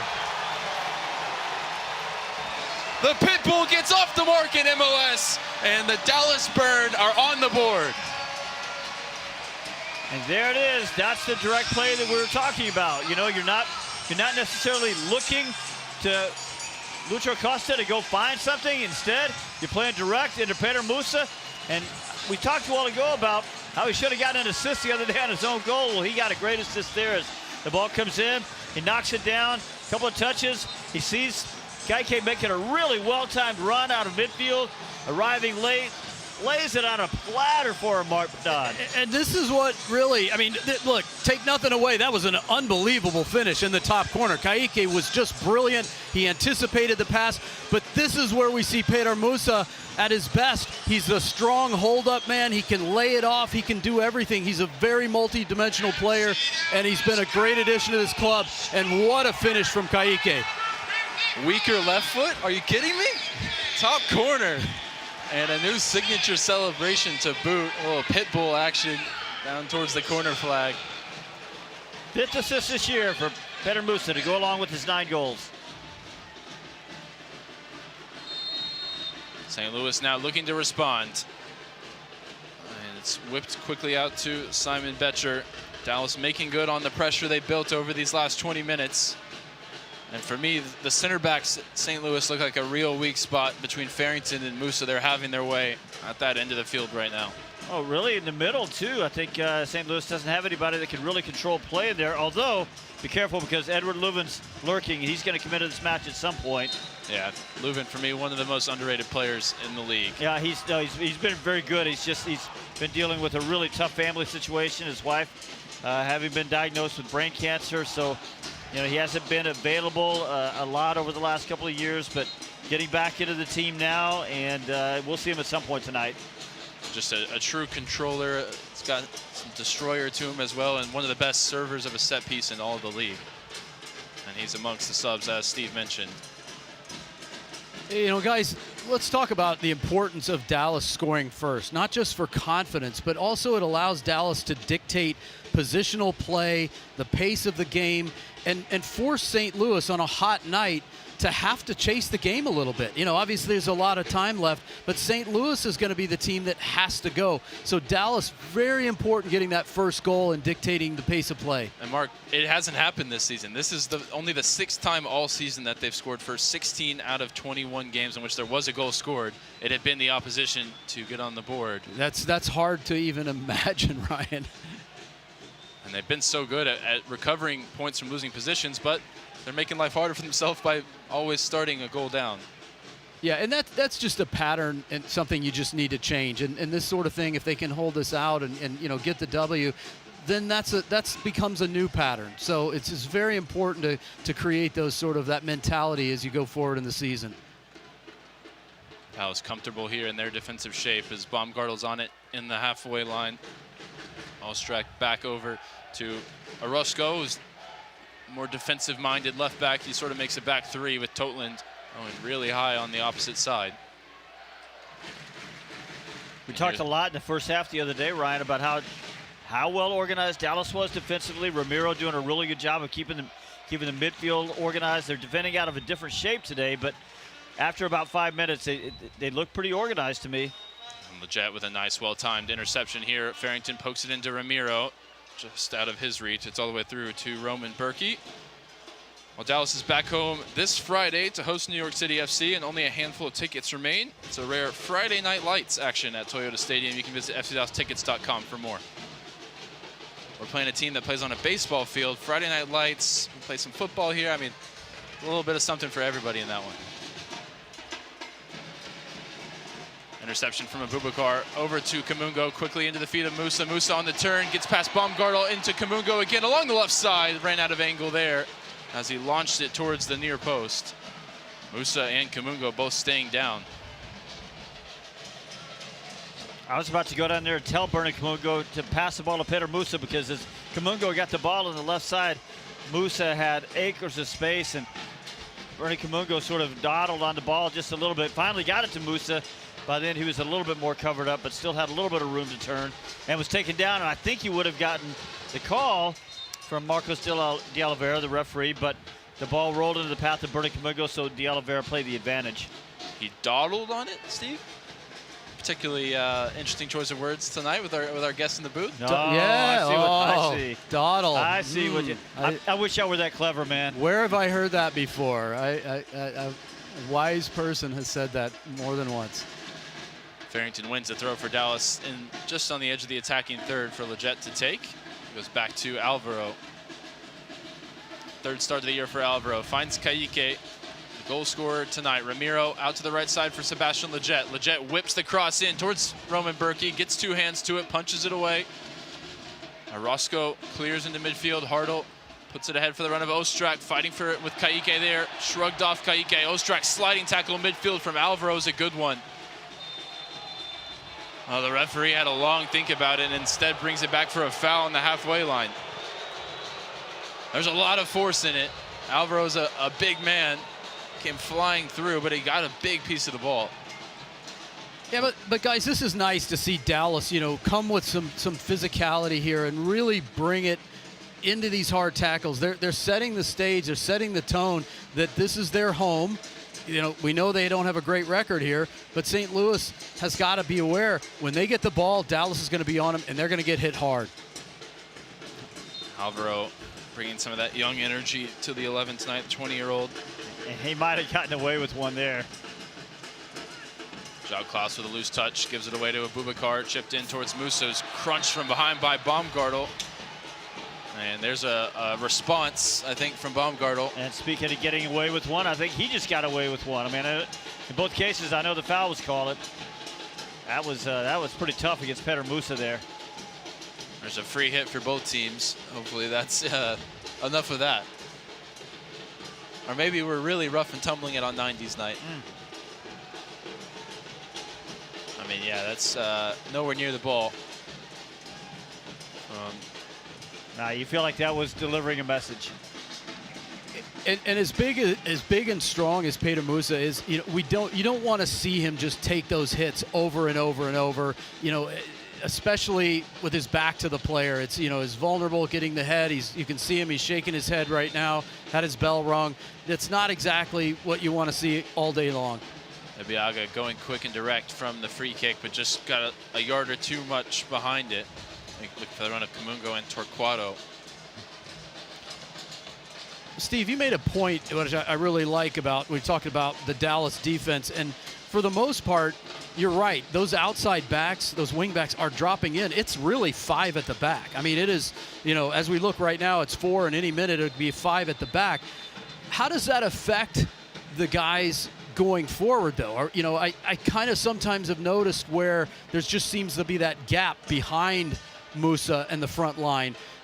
You're trading one thing for another, but I guess at this point, Dallas bleeding goals, this has been an important move. Yeah, I think when St. Louis pushes, you're right, they're right back up that high, and they're lining 3 and 4 guys up there. It's really the lesser of two evils for me. I think that's the safe way to play it. And then, yes, you can get in behind them on the other side, but I think you go ahead and line up with the 5 if they're going to push 4 up on the line up front. Yeah, I was looking at the standings and the tables, and when you look at Dallas as far as goals against and goals for, yeah, of course, but they're getting some goals on there. When you compare to some teams that are above the playoff line, Dallas Austin, is, in particular, the lowest scorer in the entire league right now in 8th place. The problem is you can't do both. You can't give up a few too many goals and score a few too little. So, Dallas is right on the cusp, but if they could clean up one side or the other, I think they really have an opportunity to get inside that playoff line. Well, I think later today you're going to see a guy that's going to clean a lot of stuff up. When Osaze Uriguire gets back in the lineup, and I think we'll see him as they continue to get him a little bit more fitness. I think you restore a lot of balance just with that one personnel move, because he was Dallas's best player before he got hurt. While we were talking, Logan Farrington took a lot of contact to the face, a clearance that cannoned off him, and he had to come off the field for concussion protocol. Musa also off the field. Well, not quite. He didn't make his way all the way off the field. I don't know if he had a message to the bench or what happened, but some information I guess we did learn is that Sam Sarver would be the first one up off the bench in an attacking area for Dallas tonight. Fresh off 4 goals last night for North Texas SC in Kansas City. He's a busy man. We're really going to test that engine of his. Hartle on it on the halfway line. Dropped off for João Klaus, looking to get turned. Klaus in good form of late after a slow start to the season. What I like so far is as João Klaus drops off out of that high position, there's good communication. The center backs aren't really chasing him up high. They're just passing him off nice and smooth to the midfielders. Well, Thomas Ostrak just tried to call his own foul, and the referee having none of it as Torquato was tangling with him. 130th game in MLS for the referee tonight, Marcus de Oliveira. He's been a regular this year, now up to 16 in 2025. Dallas back to their full complement of 11 players. Farrington back out there. 34th minute, 1-0. The lead for Dallas, courtesy of Kaique, a beautiful left-footed strike to the top corner, set up by Leggett and Musa. St. Louis pounded the crossbar with an early shot, but that's it so far. Just the one shot credited. A couple of times Martin Passes had to come out and clean up some crosses, but otherwise St. Louis has been quiet. There's a ball in behind on the left side for Joao Klaus. Sebastian Leggett in pursuit. Joao Klaus turns back towards his own goal, drops it off for Orozco. There's a ball diagonal towards Totland, wins the first header, but he's offside. I think that's the third time that the right back for St. Louis has been offside tonight.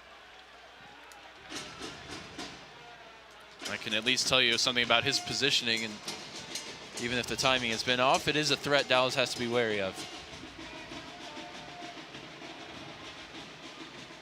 Farrington getting some more treatment, staying on the field crucially.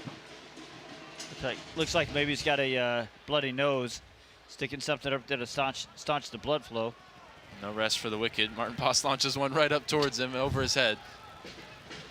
But Mark, as a goalkeeper in this setup, these two in the front line, it's got to be a relief just to have two outlets you can aim at. Usually it's all one or the other. You know, you've got one big target man, but Dallas has two. We'll get to that in just a moment. Here's a ball in behind, well defended by Sebastian Leggett. And they'll play out of the pressure out to Kamungo. And Ramiro, first ball into the feet of Peter Musa. Out wide now for Bernie Kamungo on the right wing. Breaking forward, two defenders in front of him. Looking to cut back onto his left foot. Now goes down the line for the right. Lifts the cross in towards the back post. Farrington will retrieve it, but he had to face back the other way.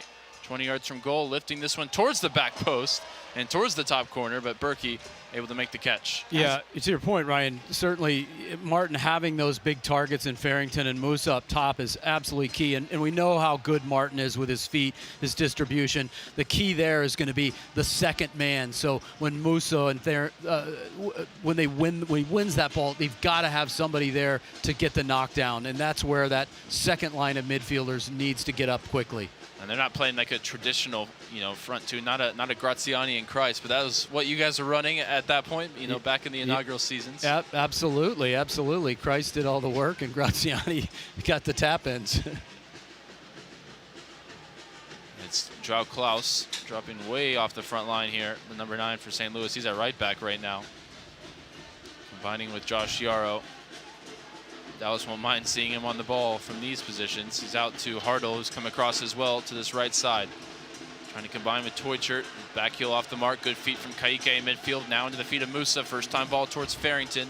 Is read by Josh Yarrow to make the interception. And Ramiro fighting for the second ball. Lifts it up in the air. Baumgartel with a header back towards the Dallas goal.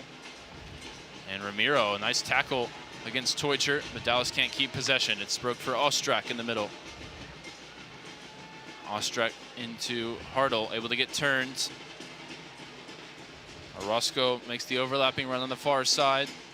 Leggett out to close him down. Ostrak trying to force that one, and Kamungo hopped the passing lane as Torquato stayed down behind the ball. Took some heavy contact from Joao Klaus. Dallas bench protesting as St. Louis sportingly puts it out of play. They didn't have to do that. Well, we appreciate it. That's why we wait and see, make sure Josh Torquato is okay. Looks like he's going to be all right. Let me just tell you real quick here. As Dallas now gets the ball, the outlets now, instead of looking for Lucho Costa as before, they're going right to Musa. And that gets him going so much faster. That's the vertical play that Eric Quill has always talked about wanting. A minute ago, it was Ramiro, quick little ball out to Bernie, over to Musa. Back over to Bernie, and they're off and running. It's just one or two to establish possession.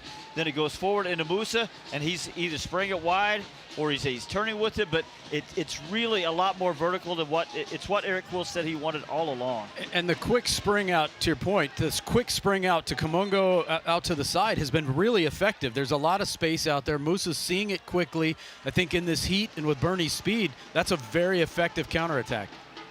After all that, I guess he called a foul because Dallas restarted with a long ball from Martin Paz. Never got a replay as to what happened with Torquato and Klaus at the back post. Torquato indicating to the referee he thought an elbow was thrown. Been a physical 40 minutes here in the first half. Dallas leading 1-0 after St. Louis hit the crossbar in the opening 5 minutes. Orozco with it on the left into Hartle in the half spaces. Valum trying to pass through the lines, and it's easy for Martin Paz to pick that one up inside the 6-yard box.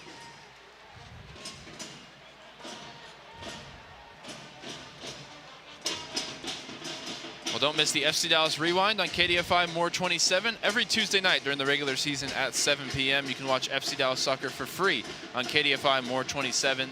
This free over-the-air channel is available everywhere in the DFW market. Ball at the feet of Josh Torquato. He's back now to Abubakar. Time on the ball for Ibiaga. João Klaus doing his sort of trademark waiting behind for the back pass that never came. He scored a goal or two off of those moments. St. Louis back in possession here on this near side, and Cedric Teuchert, 28-year-old German, coming up on a year at the club. A lot of their big acquisitions were in the summer last year, and that gave him a boost towards the end, but not enough to make the playoffs in 2024. As Kamungo ran into a sandwich of two St. Louis defenders. He's waved up by the referee. It's over the top, looking for Simon Betcher, and Alvaro got some piece of it with some interesting acrobatics. A little bit messy there. I think Martin Paz was a little worried where that was going to come off. Fortunately, skewed wide of goal for him to come and pick it up. Maybe the effects of the heat, maybe settling in after scoring the goal, but Dallas certainly with less momentum than they had building up to their one tally in the match. Peter Musa just won a great header. I mean, Martin Paz put it on a rope for him over about 70 yards.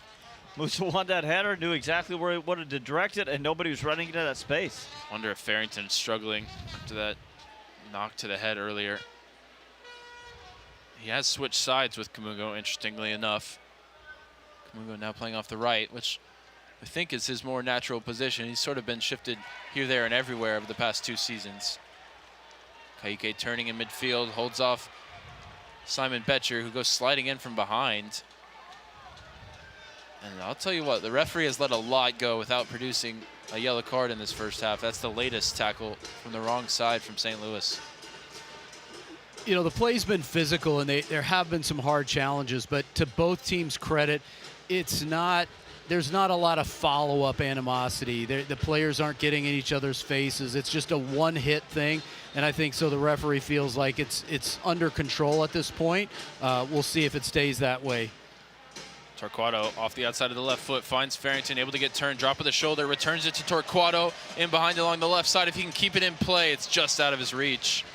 Nice moment there for the recently signed homegrown. Could have been more if Farrington took a little off the pass. Yeah, you never really liked him to get to that ball, but you love the young spunk there and chasing that all the way down to the end line. His debut on the road at Kansas City, his first start last time out against San Jose. First opportunity in front of the home fans here for Torquato, who will wear the famous number 24 around here. Of course, that was Matt Hedges' number for so many years. Glad to see it in the hands of somebody who will no doubt be a part of the future of this back line. Leggett on it on the far side. Into the feet of Musa on the turn. Musa into Kamungo, 1-2, back to Petter Musa, 20 yards out. Musa off the left foot, right at Berkey. And Berkey slipped as he made this punt. It's still going to arrive for Betcher, but Ibiaga wins the header on the halfway line. At the other end, Yaro just going to send it clear. And Abubakar won a clean header there. He's whistled for a foul. Guys, on that last play, we talk about Roman Berkey and how quick he can get that side volley distribution. On that last play, it was not his finest, but when we look back to Steve's point, Dallas is susceptible there on the counter. They were man-to-man, 2 forwards, 2 defenders, and that's not what you want on a stretched field with Roman Berkey and the ball at his feet. Yeah, which is why I don't mind seeing them drop immediately into that 5-man back line.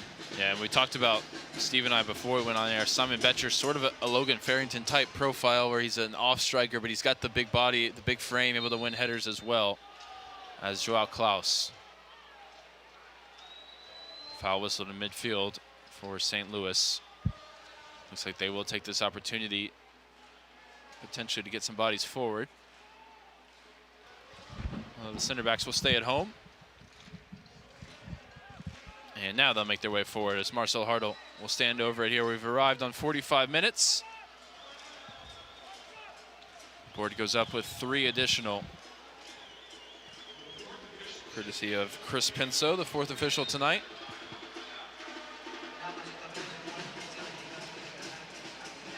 Right arm raised for Marcel Hartl. The referee wants to have a word first.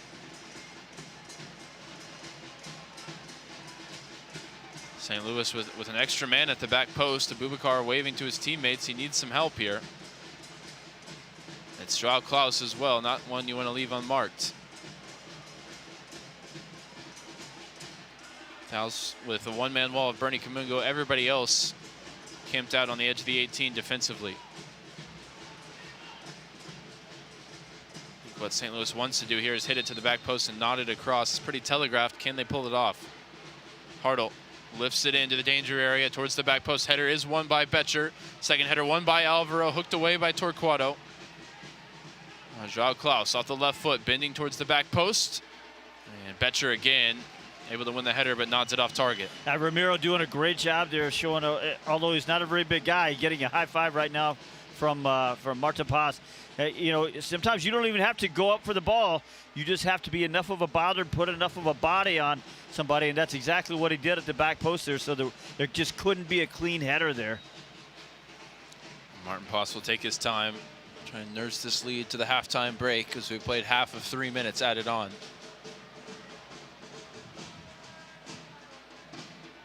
I mean, and Dallas really in control. It's the lead is tenuous because it's only a goal, but Dallas in the last 40 minutes has been pretty much in total control of the match. Good hold-up play from Musa, sets it down for Torquato. First time flick from Farrington. Musa on it inside the 18, looking for a lane to shoot. Still on it, pokes it back for Kayike. Across for Ramiro, lines up the shot from distance. Berkey diving to his left, makes the save. Now Leggett lifts it in on the follow-up. Bernie Kamungo with the header, straight up in the air and easy for Berkey. Nice moment there from Dallas. Some more direct play, but now numbers in the attack for St. Louis going the other way. Kayike sniffs it out and puts it out for a throw. I don't think Kayike has been quite as active as he was first half against San Jose, but he has definitely popped up in the right places at the right time so far. I think he's having another good match. Well, the goal counts for a lot, doesn't it? It does. Popped up in the right place that time, didn't he? Fantastic goal. His second for Dallas, but his first in the league. Yeah, and in that case, I meant defensively, I kind of forgot for a second. He scored the goal. Seeing a new dimension to his game with that left-footed finish. Looking for something before the halftime break. St. Louis on the far side with Joao Klaus. Closing in on the 3 minutes of stoppage time played. This may be the last attack. Hartl back to Orozco. There's Hartl now more central. On the dribble, looking for a lane, slips it in, top of the 18. Torture trying to get turned, loses his footing. Breaks for Klaus, shot blocked by Alvaro. Klaus now, cut back ball down the line for Orozco. From the end line, swings the cross in for Hartl, blocked again by Alvaro and Kayike. And that'll do it here in the first half as some tenuous moments there in the final seconds. There won't be time for a corner for St. Louis. Kayike's goal gives Dallas the lead going into the halftime break, Steve. A really promising first 45 minutes. Yeah, Dallas got a little loose on the defending there right at the end, but overall a really good first half for the Dallas Burn. We'll talk about it as the Burn lead at the break. 1-0 over St. Louis City. You're listening to FC Dallas Soccer here on the FC Dallas Radio Network. So, what'd you do this weekend? Well, just took the Tacoma off-road, deep into the woods, got to this hidden campsite only it could reach. Nice. I hooked up the boat to the Tundra and hit up the lake. Towed it like a pro. Had the whole lake to ourselves. Hey, wait, did I mention I went rock climbing too? Uh-huh, yeah, thanks to the Tacoma's crawl control. Well, sounds like we both had fun weekends. Mine was better. The Toyota Tundra and Tacoma are built for all the fun. Test drive at your local Toyota dealer or visit Toyota.com today. Toyota, let's go places. Feature availability differs based on trim. See Toyota.com for details. UT Southwestern Medical Center in Dallas, Texas, where discoveries change lives. The spark of collaboration that fuels bold thinking in our labs. The spark of inspiration that motivates greatness in the next generation. And the spark of innovation that pushes the boundaries of today's care. At UT Southwestern, teamwork and talent combine to fuel discovery, education, and healing. UT Southwestern, the future of medicine sparks here. In sports, if you think joy only happens after you win, think again. Look at the world's most successful athletes like Serena Williams, Brooks Koepka, and Alex Morgan. They don't spend all their days grinding away. They take time to enjoy themselves, like getting together with friends over a Michelob Ultra, because they know that happiness is the key to winning, and that joy is the whole game, not just the end game. Michelob Ultra. 95 calories, 2.6 grams of carbs. It's only worth it if you enjoy it. Enjoy responsibly. AB Michelob Ultra Light Beer, St. Louis, Missouri. Hi everyone, it's Marco Farfan, and you're listening to FC Dallas Soccer on the FC Dallas app. After 45 plus at Toyota Stadium, it's a lead for FC Dallas at Toyota Stadium at the half, 1-0 over St. Louis City SC here on 90s night as the Legacy Kit is being unveiled, and boy, what a first half it saw. Hello everybody, it is the FC Dallas Halftime Show, brought to you tonight by your local Toyota dealer, Toyota. Let's go places.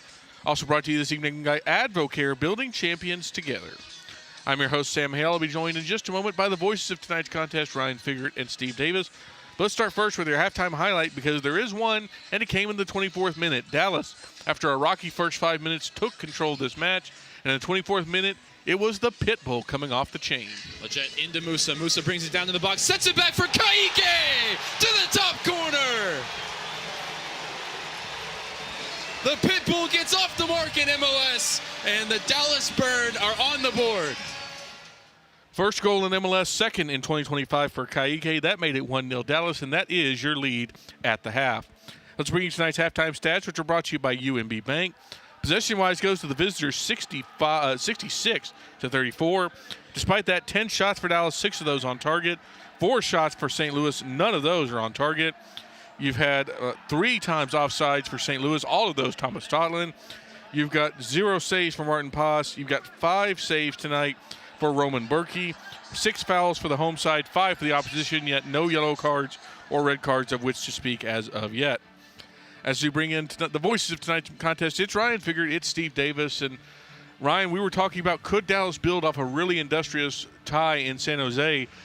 Through 45, asked and answered. You've got the lead, and you've been the better team for 45 minutes. Yeah, absolutely. I don't think there's any room to let the foot off the gas, especially, Nope. the way the results have been at home. But this is a really positive 40 of those 45 minutes, Dallas was in firm control. I think the game model really came through in a way that it hasn't all season long in terms of playing direct, playing vertical. These words that Eric Quill used, the dog mentality, these things that he mentioned in his unveiling press conference that, for reasons that, many people are aware of, it hasn't come to fruition for him this season. And now we're starting to see it. Last game, it started to blossom, and it's been in full force tonight. They've been fighting for the badge, fighting for each other, but also disciplined tactically, both defensively and with their attacking runs. A couple times maybe the runs weren't there, but in this formation there aren't a ton of players to make those runs, so it is asking a lot of Kamungo and Farrington. But for the most part, the discipline tactically has been there on both sides of the ball, and that's allowed the energy to be effective.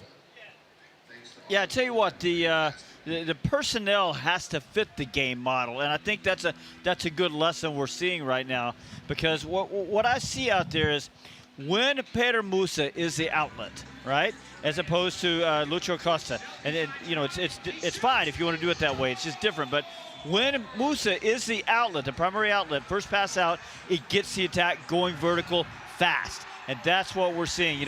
Right now, if you look at it, you would say the possession stats, you'd say, well, my gosh, St. Louis must have control of the game, but it's exactly the opposite. Dallas isn't, messing around with the ball a lot. The outlet goes to Musa, and then he gets the attack going. And right now, Dallas at 10 shots, Sam. Their high for the year is 15. They're already well on the way to establishing, season high for shots. And how many times have we sat here, after a home game and said, they've got to figure out a way to get more attack, to get more shots on target, to get a higher volume of chance creation. Well, they're finding it tonight, and it starts with that outlet looking for Musa. Yeah, we've been begging for 10 shots some nights as we've been sitting up here in the postgame. I want to talk about each side of the ball, but let's start with the offense, specifically with the goal as kind of an avatar for how the offenses look tonight. Ka'ike with a screamer off his left foot, thanks to Petter Musa on the assist.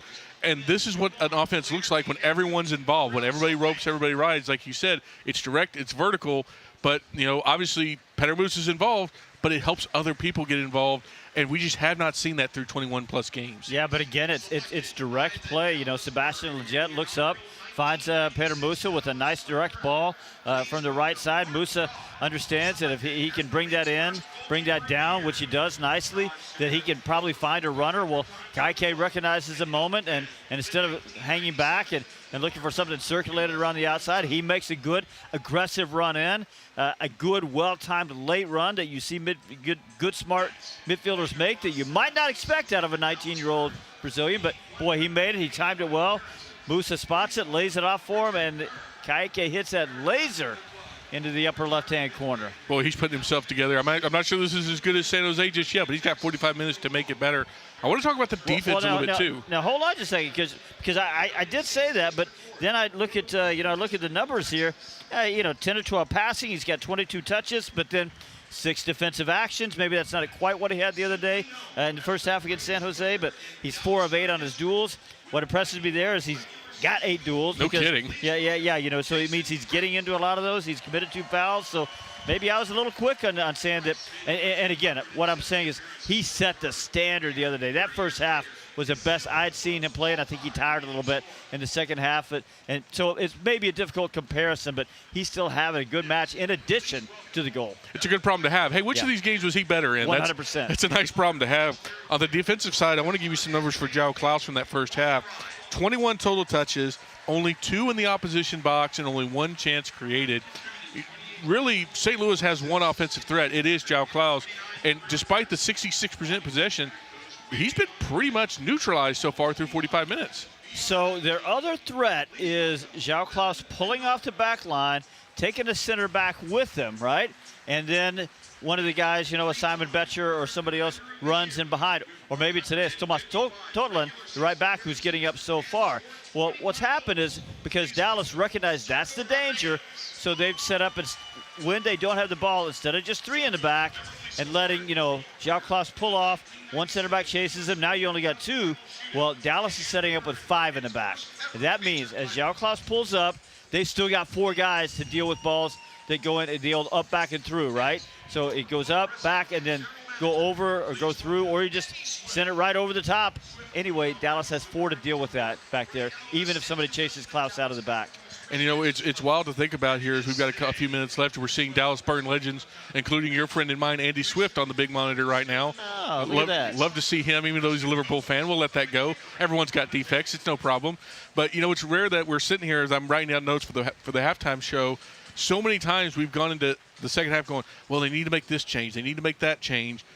I would contend, Steve, that, this will probably change after 60 minutes. But as they come out of the halftime break, keep it the same. Keep doing what you're doing. Am I wrong? You are not wrong, but this is a good time to mention. I don't think we addressed this in the first in pregame. Maybe we did. Look, St. Louis did not play during the midweek. Yeah, we didn't talk about that. That's a good point. And Dallas did, and not only that, they played in San Jose. And I said the other day, the industry in that one, the fight, the want to, the effort was exactly what you wanted. But they did expend a lot of effort in that game. Now you got a long flight back from Northern California. So you do have to factor that in as we get into the second half, that St. Louis is going to be the little bit fresher team, and they've got Edward Lubin sitting on the bench over there. I'm sure we'll see him at some point. I would have to think so, even if it's just for 30 minutes in the 60-minute mark. Looking at a couple of options for FC Dallas, obviously if they're chasing, if they've got a lead and they need to hold it late, Osaze Urugide, Marco Farfan, Shaq Moore, all sitting there on the chance that they need a goal. Obviously, Patrickson is there. Siki and Sobling is there. If you really want to get wild, the ham-bone man from last night, Sam Sarver, is also there. And that might be a concern considering we saw Logan Farrington struggle just a little bit at the end of the half after he took a ball right off the schnoz. Hey, ride the hot hand, man. Let's get Sam Sarver in there. Maybe he's got one more in for the weekend. Oh, man, a 5-goal weekend would be nice. Though I would say Anthony Ramirez is on the bench tonight, but he played 95 minutes in Kansas City. If he gets in there tonight, well, that says a lot about a lot. Something might have gone wrong. I would think so. But that's going to do it for the halftime show. FC Dallas on 90s night is leading 1-0 over St. Louis City as they look to get their third result in a row over the Citizens from St. Louis. We'll take a break. When we return, it's Ryan, Steve, and Mark getting you ready for the second half of action here. FC Dallas up 1-0 on St. Louis at Toyota Stadium. This is FC Dallas Soccer presented by Toyota on the FC Dallas Radio Network. UT Southwestern Medical Center in Dallas, Texas, where discoveries change lives. The spark of collaboration that fuels bold thinking in our labs. The spark of inspiration that motivates greatness in the next generation. And the spark of innovation that pushes the boundaries of today's care. At UT Southwestern, teamwork and talent combine to fuel discovery, education, and healing. UT Southwestern, the future of medicine sparks here. Welcome to the world of WinStar. At the world of WinStar. Want to hear something incredible? That's Eleanor. Just 10 hours after being born, Eleanor was airlifted to Children's Health and met by our expert team trained in cardiac and critical care. At 4 days old, she received a stent to help her heart pump blood to the rest of her body. And today, she's a happy, healthy 1-year-old. That's incredible. That's Children's Health. Incredible together. So, what'd you do this weekend? Well, just took the Tacoma off-road, deep into the woods, got to this hidden campsite only it could reach. Nice. I hooked up the boat to the Tundra and hit up the lake. Towed it like a pro. Had the whole lake to ourselves. Hey, wait, did I mention I went rock climbing too? Uh-huh, yeah, thanks to the Tacoma's crawl control. Well, sounds like we both had fun weekends. Mine was better.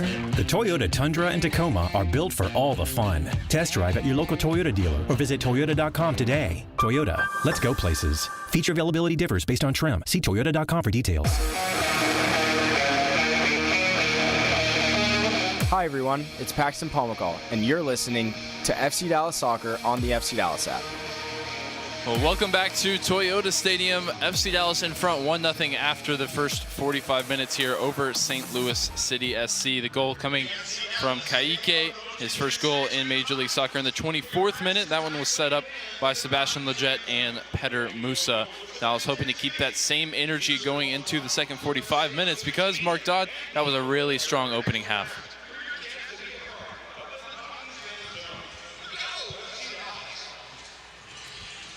Absolutely what Dallas needed to start out with. We talked about breaking the cycle of kind of, oh, here we go again. It's important for Dallas to get that first goal. As you said, Ryan, they haven't had many of those this season. In fact, I think you said that was their second one. So important to get that from a mentality standpoint, but also to keep St. Louis working. The temperature out here, the space, it's hot, it's hard. You want St. Louis to be chasing this game, and Dallas has put them on the back foot. And you've been chasing, you know, here, there, and everywhere. You're just in the suite for a little smile and wave, now back here. I mean, talk to us about what it's like being back with some of those old teammates who you don't get to see all too often. Yeah, it's terrific. And you know, we talked about, I mean, obviously there's the memories of the great matches and the big intense games and everything. But what really resonates with you over time is the friendships, the deep friendships and the bonding that goes on of being part of, you know, in the trenches with guys that you have a passion for the game for, and you've gone through so much. So it's really been a special weekend getting together with these guys and you know, honoring the legacy of this club. Well, good word choice there. The legacy kit in action for the first time tonight. Dallas in the all-black moving from left to right. St. Louis and the all-white will move from right to left here, and they'll be joined by their captain, their number 10, Edward Leuven, who will enter here at the halftime break. And that is a big addition, Steve. We talked about what he can bring in the first half, and they're going to get him ready and involved as soon as they can here. Yeah, I was trying to catch who he was coming in for there, but looks like Simon Betcher maybe is going to take a seat. So I think they'll shift around a little bit how they'll line it up. But I would anticipate Leuven's going to have a lot of the ball now. St. Louis eager to get things back going. Chasing this game from behind. Dallas now break their huddle with a lead to defend. It'll be Bernard Kamungo to get us going here in the second half.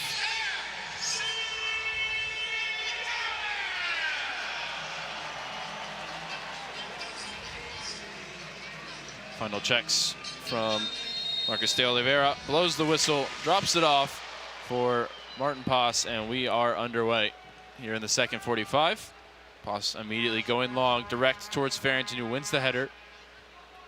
Kamungo hadn't quite made the run in time. It goes through to Berkey, who quickly gets it out to Ostrak, now playing off the left side.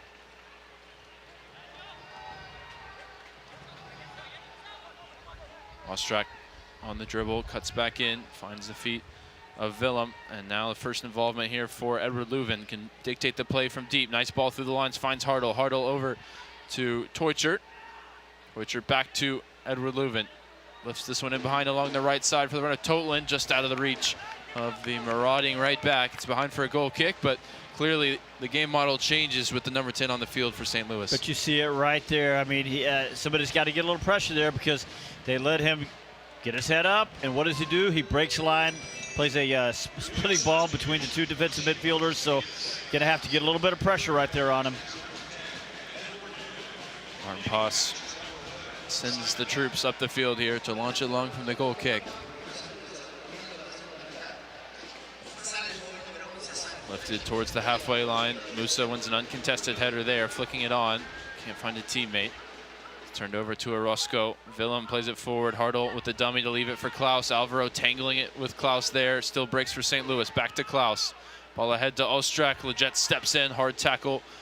Breaks for Willem now. Centrally, Edward Leuven drives through the middle of the field. Options either side. Leuven lines up the left-footed shot towards the near post, and that one inches wide of goal. All right, Dallas has to respond right now because we are less than 2 minutes in.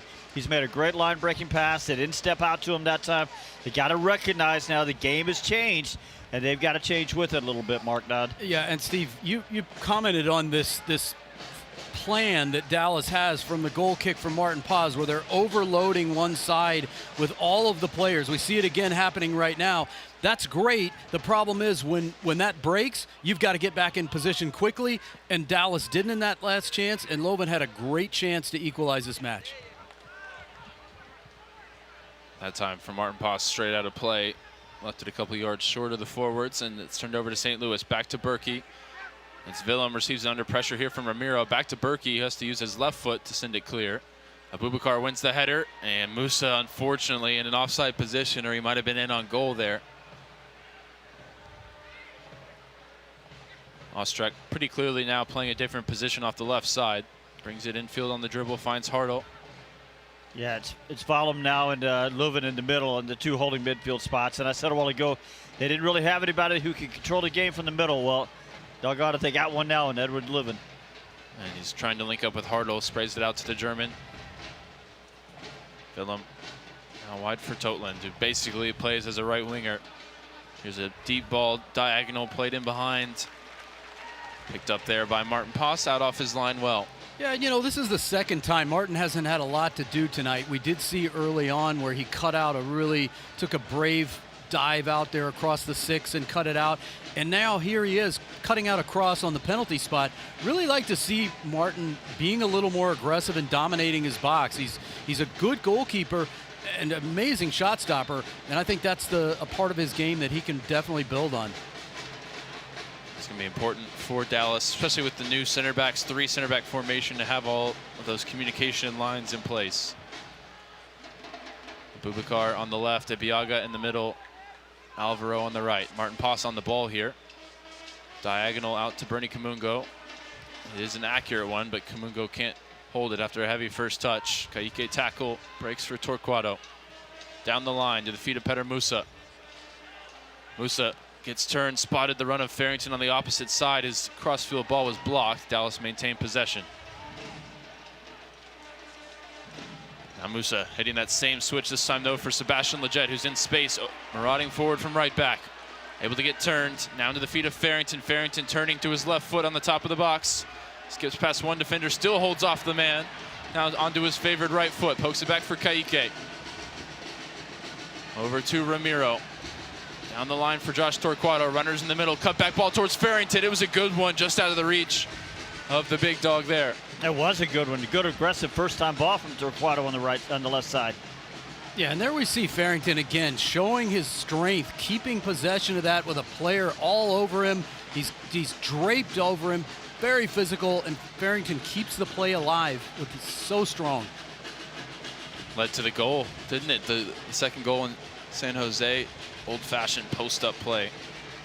Ka'ike, the goal scorer, had skipped past Hartle there, tug of the jersey from behind. It'll be a Dallas free kick. No cards shown in the first half, despite a very physical 45 minutes, and that's continued here in the subsequent 5. I thought Mark Dodd made a great point a while ago. Yeah, there are hard fouls, but there's nothing afterwards. There's no jawing back and forth. So De Oliveira sort of assessing that, yeah, they're hard fouls, and maybe I need to have a word, but the temperature wasn't really rising. Sebastian Lletget going to serve this one from deep. 2 men in the wall for St. Louis. Plenty of targets to aim at. For the burn at the other end. Lifted in towards the edge of the box. Header won by Alvaro up into the air towards Petar Musa, cleared away. Ka'ike's second ball in for Musa again, brings it down inside the 6, but can't get the shot away. It was never quite fully in his control. Yeah, I thought he was about to stick his leg out though and get a one-timer away though. I'm surprised he didn't. And quickly going the other way is St. Louis. Hartle now playing on the right wing. Can't combine with a teammate there, and Farrington back defensively, able to intercept. And Ka'ike crunch there with a hard tackle and a high foot that we play on as he's limping behind the play. Farrington will fill in for him in the moment. Ostrak with it here on the near side. Willem looking for options, goes out wide left for Teutschert. Switch sides here in the second half. Back to Orozco. Orozco on the dribble. Left that one behind Ostrak, and it's been a big week, just like it was for Josh Torquato on the other side for Haziel Orozco. Not his best moment there of the week. Ka'ike still struggling here. Didn't get a look at the replay of that tackle, but for me, it looked like there was some contact over the ball. That's what's left Ka'ike struggling here. And right, it looked like it was a bit of a straight-legged tackle as well. I'm surprised that one didn't warrant a yellow card. It'll result in a Dallas throw for Sebastian Lletget. And towards Ramiro, header straight up in the air, breaks for Ostrak, who's shown some good dribbling ability. Without end product so far. Moves it back to Lletget, stabs it down the line. Kamungo in a pursuit here with Baumgartel, gets it back to Berkey. Now Leuven on it, on the edge of the center circle, back to Yarrow. Cross to Baumgartel. Through the lines, nice first time flick there from Hartle. Into Teutschert. Leuven again to Teutschert, who's got some space here in the right half space. Totland out wide right. Ka'ike sliding tackle, wins the ball inside the box. Cross sent in. First header won there by St. Louis towards João Klaus, cleared away by Sebastian Lletget. Leuven on the volley, deflected straight up in the air. Klaus battling for it with Alvaro. It allowed to bounce in the box, and now it's Ostrak who cut past Lletget. Alvaro was able to get it clear. Ibiaga, sorry, able to get it clear. Scramble defending here. 54th minute, Dallas leading with that first half goal, but St. Louis with a strong start to the second half. Yeah, Dallas was in control, large into charge in the first half, and that's the field is tilting a little bit right now. Long throw for Orozco. It's a good one into the danger area. Flicked on by Alvaro, cleared away by Farrington. In addition to Ka'ike's just stellar goal, he actually may have saved a goal there. A really risky slide tackle in the box, but it was timed perfectly and prevented a sure goal. There's a ball chipped in behind, and Abubakar's the one defending. Did well enough to win a goal kick and prevent the opportunity for Cedric Teutschert. A really good job there of Abubakar, just using his body, putting enough of a body on Teutschert that St. Louis attacker wasn't able to get anything on the ball. Really wasn't even able to reach the ball. Really good effort there from Abubakar. Just getting a look at that scramble in the box moments ago, and Alvaro, once the ball was cleared, went to the referee, and Ebiaga grabbed him and shoved him back in position and said, this isn't the time for that. There's some of the veteran leadership Sebastian Ebiaga brings to this back line, which features 2 players 20 years of age or younger with Torquato and Alvaro tonight. Ka'ike, still a teenager himself, wins back possession in midfield. He's got the goal for the burn on the evening. Ramiro had some time and space, didn't really have any options, but the pass breaks for Torquato off the deflection. Now Musa into midfield for Ka'ike. Sebastian Leget's in along the right side. Ka'ike off the outside of the right foot. It is Sebastian Leget. Corner of the 18-yard box here towards the corner flag. Back for Kamungo. Kamungo through the legs of Orozco, goes down, appeals for a penalty, nothing given. And now St. Louis go direct the other way as Klaus flicks it for Hartle and Alvaro puts it out for a throw. I'd like to see them at least hold it for a check here. Immediately play on. I will say I think Kamungo more ran into a leg there than anything else. There's some space in midfield for Leuven, who's been the danger man since coming on, but he got that pass off the mark. Looking for Klaus. It's behind for a goal kick. Dallas feels like they need to make an adjustment to that halftime change, bringing Leuven in for St. Louis. Yeah, and credit Kamungo. I like what he was doing down there at the other end. He didn't see a lot of options. He had a man on. He took him on. I like to see this. You know, that's where you draw fouls. I agree with you, Steve. He ran into the player. It wasn't a foul, but maybe next time it is a foul, and it keeps the defender honest. So Bernie's got the speed. He's got to use it. Ka'ike just dumped to the turf by Hartle in the middle of the field for a foul. So I think here's what has to happen for Dallas. So in the first half, St. Louis always had a 3v2 advantage in the midfield, right? Because they're playing this 4-2-3-1. Dallas only has Ka'ike and Ramiro in there. They kind of got 5 in the back, 3 up front, so it's 3v2 in the middle. Well, no disrespect for Valem and Ostrak and Hartle. They weren't good enough to take advantage of that 3v2. Edward Leuven is, and so right now that 3v2 is killing Dallas in the middle. Dallas set up for the set piece, but Ramiro goes quickly out to Torquato on the left side, leaves it for Farrington, who will come off the wing here with options in the middle, lifts the ball into the danger area towards Ebiaga, towards Alvaro at the back post, who got the header on target, but couldn't steer it past Roman Berkey.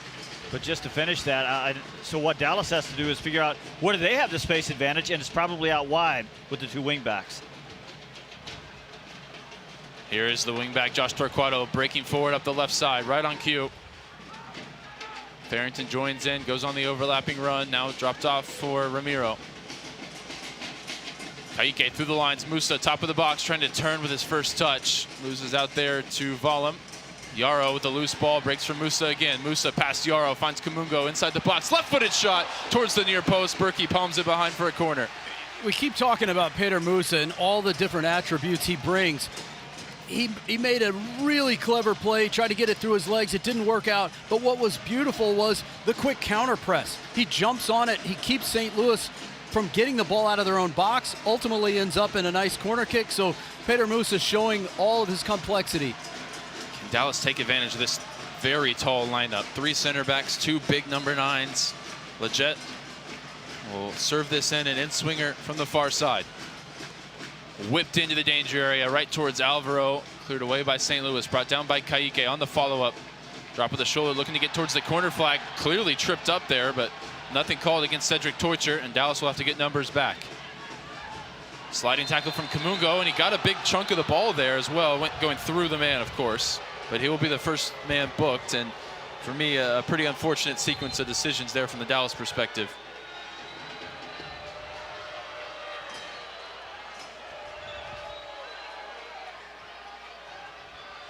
As we were approaching the hour mark with a 1-goal lead for Dallas, courtesy of Ka'ike.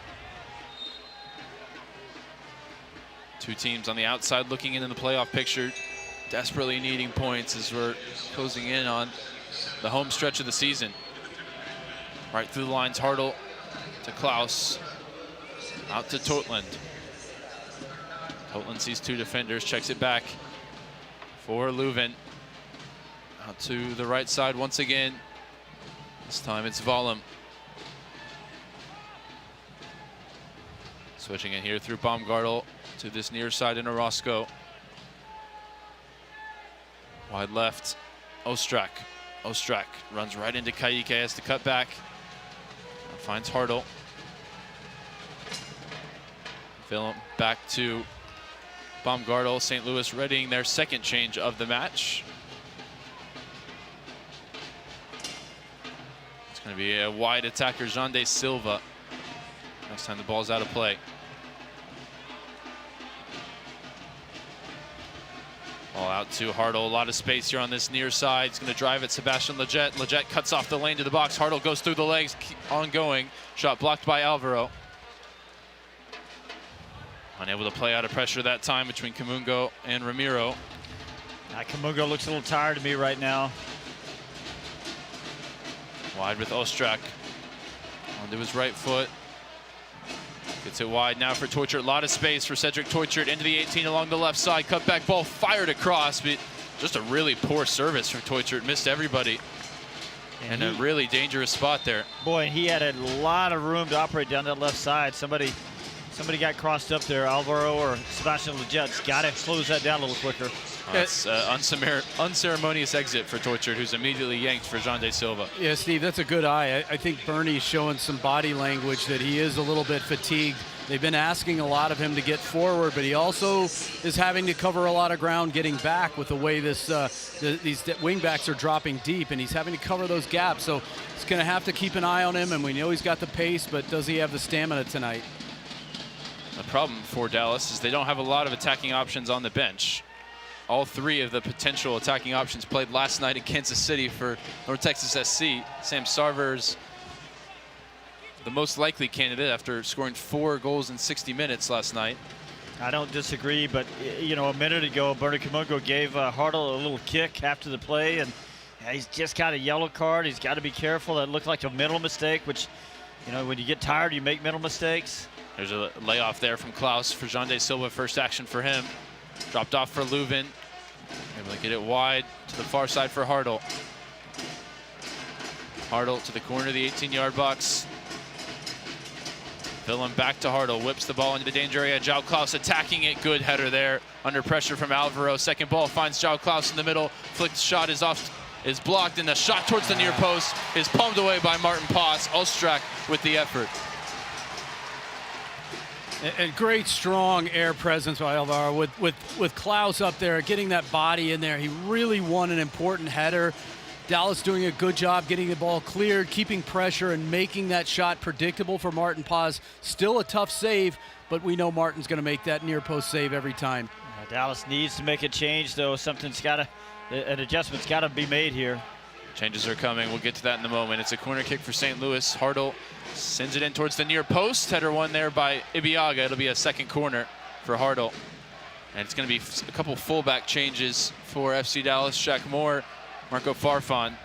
They could change shape as well if they want to shift Lletget back into midfield. We'll see who comes off. But first, again, another corner. This time, 2 arms raised for Marcel Hartle.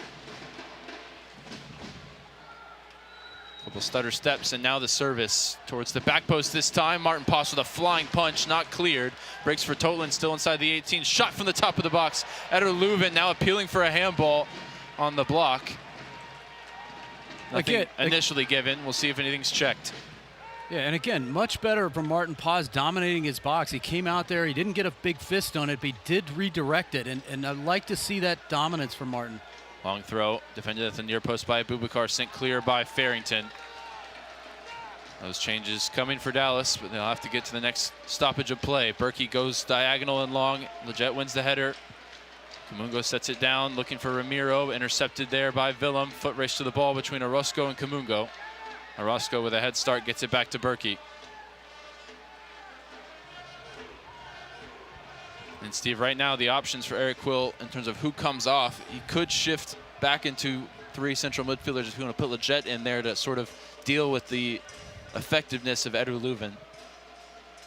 Or they could stick with the formation that has looked solid over the last couple of games, 3 at the back.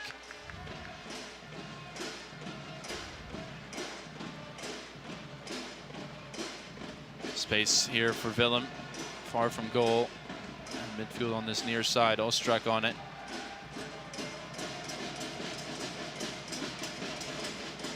Ostrak probing, doesn't see anything he likes. They'll switch it through Leuven. Leuven through the lines, in towards Jean de Silva. First touch sets him up, top of the box. Sliding tackle from Alvaro, forces him wide of goal. Alvaro now dragged out of position here defending. 1v1 with Silva in the wide area. Now back in position as Silva loses the impetus. Willem through Baumgartel. Dallas defending with 10 right now. Everybody behind the ball. Baumgartel through the lines, pass blocked by Ramiro. Right back to Orozco. Wide on this near side with Ostrak. Ostrak from the corner of the box, lays it across for Leuven, going for the 1-2. Hartle goes down, nothing given. Dallas just no release valve, no way or route to possession right now. You talk about how Dallas doesn't have any attackers to put in. Well, right now, they're not doing any attacking. They're all just defending. So it'll be Josh Torquato after 65 minutes, replaced by Marco Farfan. And Kayike replaced by Shaq Moore. And that will most likely shift Leggett into midfield. Kayike with, as it stands, the winning goal. Still a long way to go. That one feels like it's a rotation decision. Kayike is having a good game, but he has plenty of miles over these past couple of days. Yeah, game in Wednesday, hard-fought battle there, and now over an hour here at home against St. Louis. Yeah, hard miles too. We talked about how good he was against San Jose. We talked about how he got into 8 duels in the first half, so he's put in the work. He deserves a break. Well, and as you said, Steve, Dallas has to change something. They can't just keep absorbing from the 65th minute. Eventually that dam's going to break. So Dallas has to continue to play, and they really haven't played on the attack in about 15 minutes. Here's a ball in behind for Hartle along the right side. Hartle inside the 18, chipped ball towards the back post. Alvaro wins the header. Still not cleared. Eventually Abubakar swings a foot through it. To your point, Mark, Dallas in the second half so far, 20-plus minutes. They've been outshot 7-2. Well, here's a chance to counter. Farrington finds Shaq Moore. Shaq Moore drives through the middle. First action for him. Wide right now with Bernard Kamungo. Kamungo finds Logan Farrington centrally. Wide again for Shaq Moore. Stayed on side. Whips the cross in towards Petter Musa. At the back post, it's Marco Farfan arriving.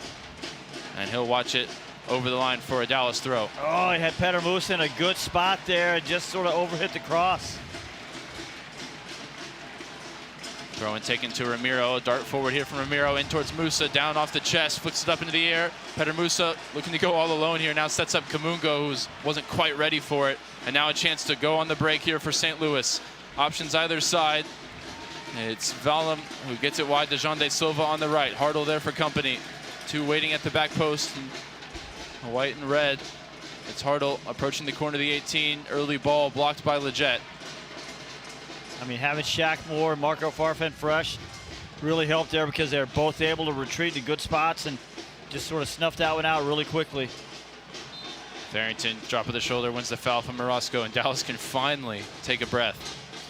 And there's a lot of space out on the field right now. I mean, there's heavy legs. It's hot. We know that. St. Louis does give up space, but Dallas has got to use that. They can't just keep running, can't keep dribbling. You've got to use the space, stretch St. Louis. You can see the heads are hanging from St. Louis. This is a tired night out there. St. Louis didn't have to play midweek either, so that was an advantage in terms of fitness and fatigue.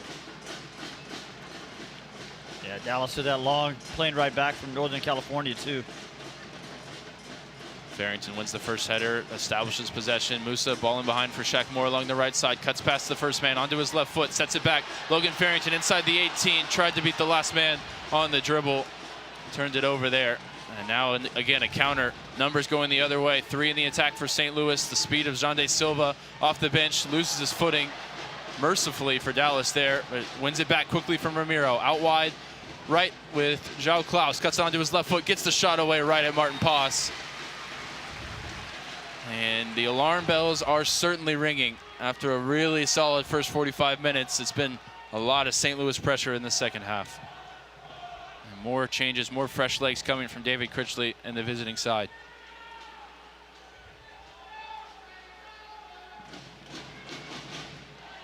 Ramiro, 4 St. Louis players around him, fouled there by Silva as he released it. It'll be a Dallas free kick from right where they take the kickoff. That's the point, though. St. Louis still has that man advantage. At that time, it was a 3-man advantage in the middle. Dallas has to find the spaces out wide. More changes coming on the St. Louis side. Totland replaced Akeel Watts is on that right back. Jaden Reed on at left back. And Orozco will stay on, so looks like a change in shape now for David Critchley, as Ostrak is replaced. Totland off as well. So they match the Dallas structure here with 5 at the back, as Eric Quill will match that with a couple of changes of his own at the next opportunity. Osazi Urquide and Patrickson. 2 pretty good ones to bring in, huh? Yeah, it feels nice. Have some depth on the bench. Well, honestly, bring in, and then you just brought in Shaq Moore and Farfan with all their experience.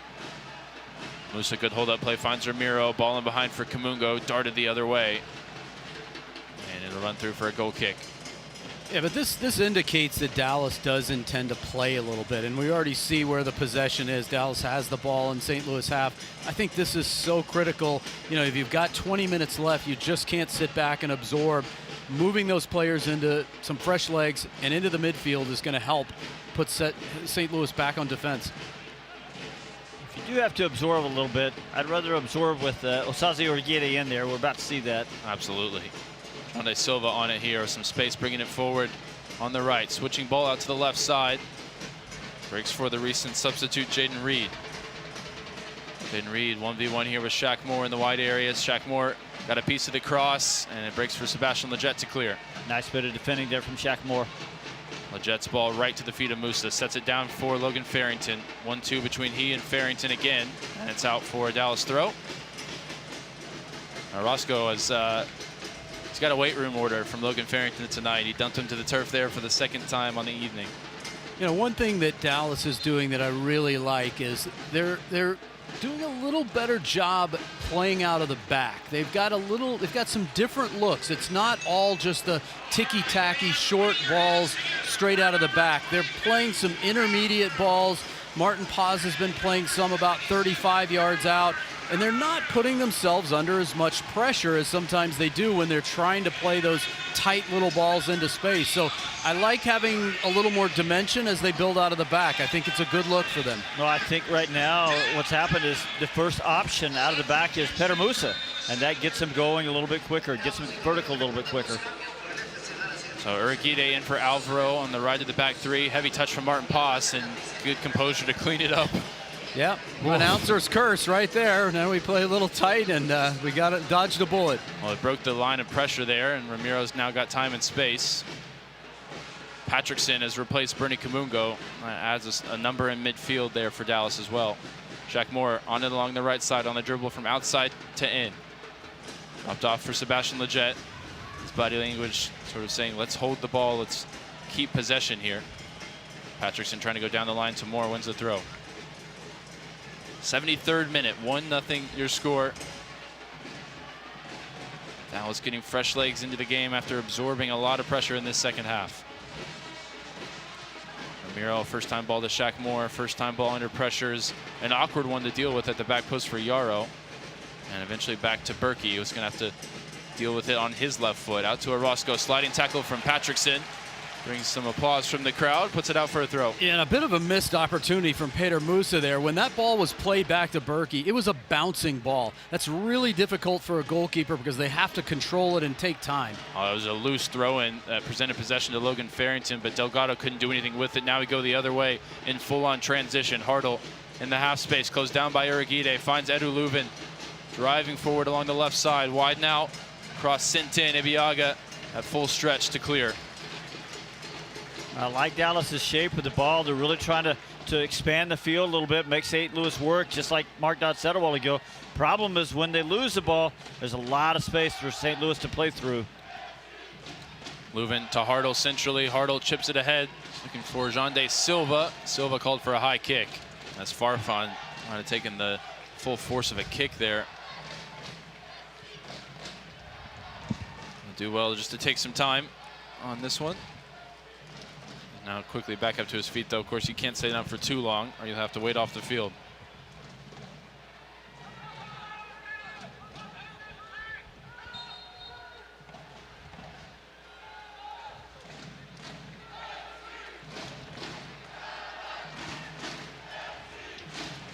And here the fans getting behind the team here as we're 15 minutes from snapping what has been just an unbelievable run of results at home. Martin Poss launches it long towards Farrington. Header out of play there from Watts. It'll be a Dallas throw.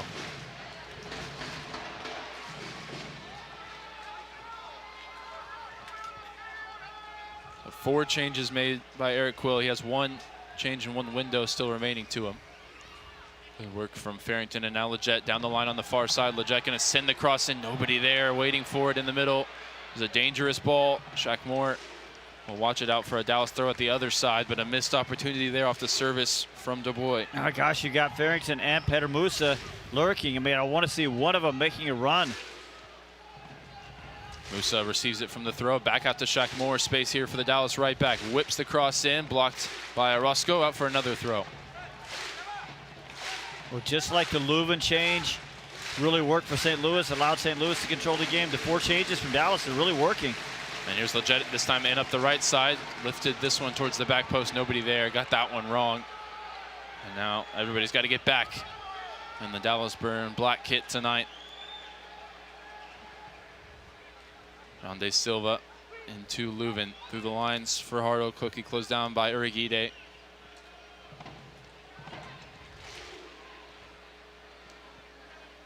Space for Leuven in the middle. Surveys his options from the center circle. Finds Hartle. First time ball towards Silva. Silva can't control it. Farrington on it here. The loose touch there from Yarrow. Farrington in behind along the left side. Josh Yarrow at full sprint to get back in time. And a sliding tackle from Jean De Silva dispossesses Logan Farrington, who's still in there like the battering ram he is, trying to win back possession. Well, he's committed the foul. Yeah, this is good. And look, it's clear that Logan Farrington and Peter Musa are gassed right now. Logan made a long run, and he was looking up to see Peter Musa keeping up with him. Peter just, you know, literally waved the white handkerchief. So this is something that, you know, Eric might want to consider here when the legs are heavy and you're going to have to do some chasing. You only bring one of them off, of course, with the 1 change remaining. Sarver or Scott are your options. Both, as I mentioned, played last night. How much do you want to run them here, protecting their own well-being? Oh, they're young, Ryan. Yeah. They can take it. Oh, exactly. They might not know their limits yet. I'd like to throw Sarver in there. He's got, just give him 12 minutes and say go. Ebiaga wins possession back, finds Farrington. Ramiro, first time ball, finds Musa. Musa looking to turn, drop of the shoulder past 1, fires it out to Delgado on the right wing. 2 defenders around him. Delgado needs to find an avenue forward. Drop of the shoulder, tries to go back for Shaq Moore. That avenue's blocked. Sliding tackle, gets it back, but only towards Baumgartel.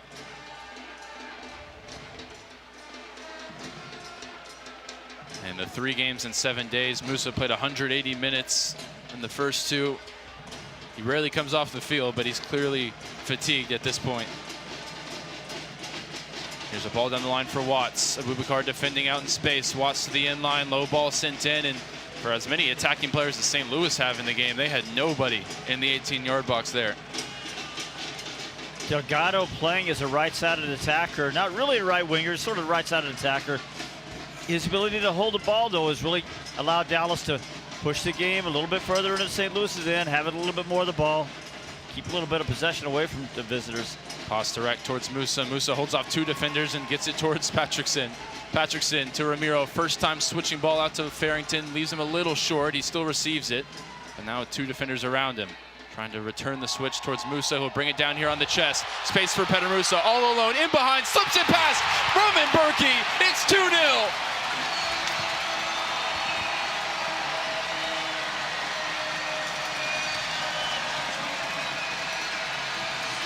Well, that is a defensive breakdown for St. Louis, but who's there to take advantage? The man has been heating up lately. Peter Musa, and he got all that started by holding off a couple of defenders at midfield. Really nice switching ball from Ramiro. Gets the attack going from there. And then as this ball just sort of pops up in the air, Peter Musa wins the battle to it, and he is off and running nice and calm as he gets in one-on-one against one of the better goalkeepers in Major League Soccer, Roman Berkey. But Peter Musa has so much time to get his head up, just slide it nice and easy with his left foot, past the diving Berkey into the corner of the net. And one of the small details, but one of the most important things in a striker is your preparation touch.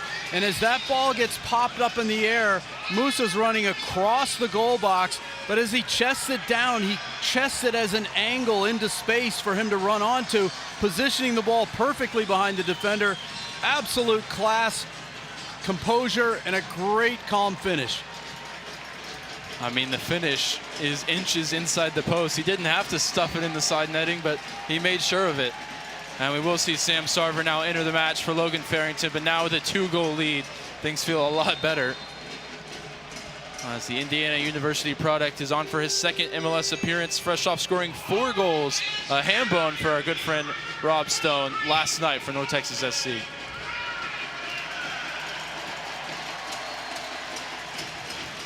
And now a long way back for St. Louis with 10 minutes plus stoppage time to go. Peter Musa, with his 10th goal this year, now has 3 goals in 2 games. That is the Peter Musa effect in the summer. He just feels the heat, doesn't he? The other teams feel the burn. And now you start liking him to maybe match last year's 16-goal total, maybe even get past it. Berkey splitting the lines, finds Leuven. A lot of space for him here along the right side. He's in behind the Dallas midfield. He can do the danger here, switching the ball all the way through, and Shaq Moore's alert to it, puts it behind for a corner. Man, it's been nice to have those fresh fullbacks off the bench. They've made a real impact. Yeah, but look who they are. These are the starters. The rotation dictated that they weren't going to be able to play another game today or start another game, but you bring them in, after the hour mark, and look how much experience and know-how and skill you bring in there. Yeah, and I think we have to give Eric Quill a lot of credit today for the changes. He recognized early in that second half things weren't going Dallas's way, made the changes necessary to get the ball in St. Louis's half. St. Louis will go short here from the corner. Back to Leuven. Dangerous ball in, right on top of Martin Paz. Got a fist to it, not cleared. Eventually it is by Patrickson. Sarver fighting for the ball with Leuven, and he's won the throw. Just pure industry alone there from Sam Sarver. And again, let's go back. I talk about Martin Paz dominating his box. This is something we haven't seen out of him in multiple seasons, but he has been really strong with the air game, and that was a tricky ball because there was a St. Louis player that could have flicked it on, and Martin had to hold his position, but ultimately came up with an important punch. Lletget receives it here from the throw, finds Patrickson. Farfan wide of him, making the run in behind. Here's Marco Farfan, targets at the back post. Farfan will run at his defender. Check it back. Maintain possession here. Sebastian Lletget. Press from behind by Klaus. Wide again for Patrickson. Infield for Marco Farfan. Ramiro and Farfan playing out of pressure from 2 St. Louis players. Well, as Dallas just strokes the ball around, a lot of one-touches. You can feel the confidence that second goal gives you. You can feel it all the way up here. Lletget on the dribble up the line, eventually cut off, but it'll be a Dallas throw off the clearance. And it looks to me like St. Louis is ready to go home now. Even the Kansas City home win, it didn't go down like this towards the end. It was a 1-goal game. It was tight. Kansas City putting the pressure on, having that breather. How many times has Dallas had a 2-goal lead this season? I mean, we'd have to check it. It's been few and far between.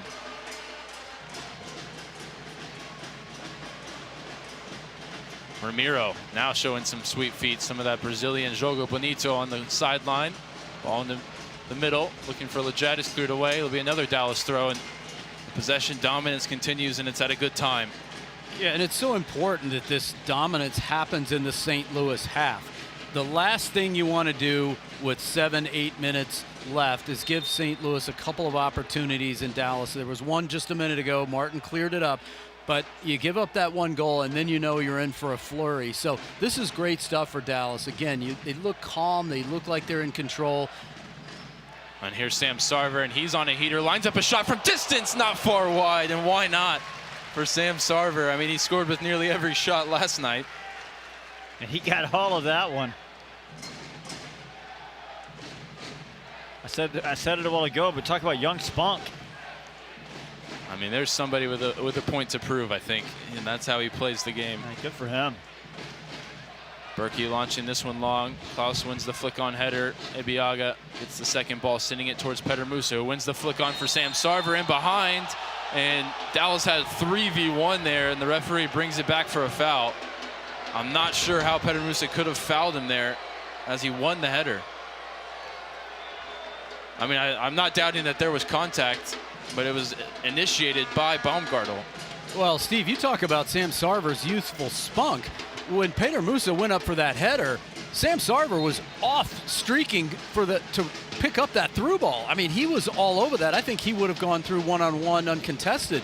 So very fortunate for St. Louis, but again, great attacking instincts by Sam Sarver. I'll take it back. He did catch him with a little bit of a stray arm there. Yeah, after the header, he sort of swung the arm around. I think he's trying to turn to see where the header went. See Sam Sarver running in behind. Switching balls over everybody's head. It'll be a Martin Paz goal kick coming up. Of course, Toyota Stadium renovations are underway here in Frisco. You can check out the all-new construction cam to see the latest updates in real time. Learn more about this ambitious project that will give Toyota Stadium a brand new roof to cover every seat in the building, gorgeous new club spaces, and much more. To learn more, visit newtoyotastadium.com. And if you can't get enough of FC Dallas Burn content, check out the FC Dallas Agenda, the brand new FC Dallas podcast this year. We've had exclusive interviews with all your favorite Dallas players and leadership. And of course, we've had Dallas Burn legend and our co-broadcaster tonight, Mark Dodd, on the show. You can get the latest episode of the FC Dallas Agenda. Listen anywhere your podcasts are available. Here's Sam Sarver into the game, off the bench, cuts past his man, goes down, penalty, and Sarver's won it for FC Dallas. Immediately up to draw the crowd to their feet. It'll be a chance to put this one on ice.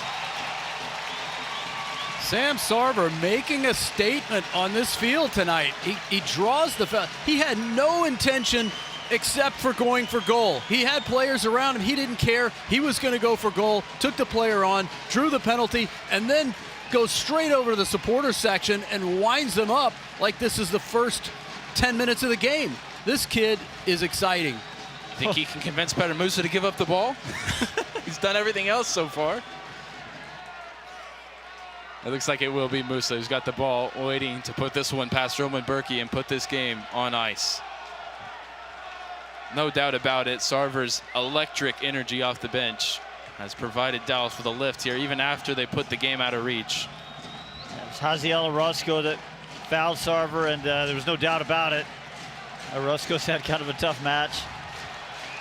So it'll be Petter Musa, chance for a second straight 2-goal game here. Dallas hasn't been particularly great from the spot this year. 4 of 8, including that tiebreaker in the Open Cup. Berkey waits 12 yards away. The Dallas number 9 with 11,000 waiting in anticipation.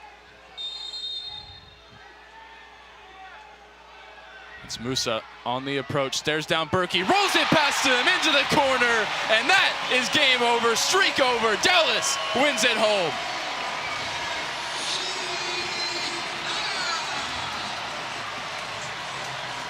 I think he hit it with a good pace, good placement, really good penalty kick. Goes to Roman Berkey's right. Berkey actually guesses correctly, and Musa's got that hard enough though and well placed. Gets by the good goalkeeper anyway. You know, and you can feel, look guys, there's energy in this stadium now. And I gotta tell you, it's not just from the goal. It's Sam Sarver, the kid, has come on and energized this stadium. Bringing the goals, bringing the attack, winding up the crowd, getting his arms pumped up. This is this is something we haven't seen here in the stadium in a long time, and it's a long time coming. An entertainer off the bench for Dallas. Won the penalty. Musa, the clinical finisher, grabs his second of the game. Makes it 3 here as we are minutes away from ending that dreadful home streak. Resume play as St. Louis had made one change there. We'll get that for you in just a moment. Looks like Tyson Pierce, the 18-year-old midfielder, in for a couple late minutes for David Critchley. Giveaway from another recent substitute, Jaden Reed, and Sarver on a dart up the right side. Head of steam towards the corner flag. Reed goes sliding in, and Sarver wants more from the crowd again. All right, son, we'll give it to you for the penalty kick, but you just want to throw in. We'll give it to you, Steve. This isn't just energy in the stadium. This is pent-up energy, and it's been a season where the Dallas fans had so little to cheer about here in Toyota Stadium. A memorable performance tonight to end all of that. Leggett lifts it in to Sarver, header towards Shaq Moore. Just a little bit overhit. Moore couldn't keep it in play. 5 minutes added on. 5 minutes of celebration here, it feels like. And we just had to get Mark Dodd, Jason Kreis, Zarco. We just had to get him back in the building. That's all it took. I guess we'll have to be here next week, right? Friday night, under the lights. FCDallasTickets.com if you want to be here. Mystical power of the burn. That's it. I'm telling you, the one change that they're not going to make, these jerseys are staying on. You think? I hope. I certainly hope. Why not? Why not? 3-0 at home. A lot of energy. Well, I'll tell you what, it's a 3-game homestand, and last time they had one of these, they came out with exactly 0 points. So really great way to, you got 3 home games here. You got to get that home record turned around, and this is a great way to get it started. Yeah, it's to your point, Steve. It's as much about points as mentality, right? Now you've broken the curse, you've changed it, and you've done it emphatically. This isn't a 1-0 lead.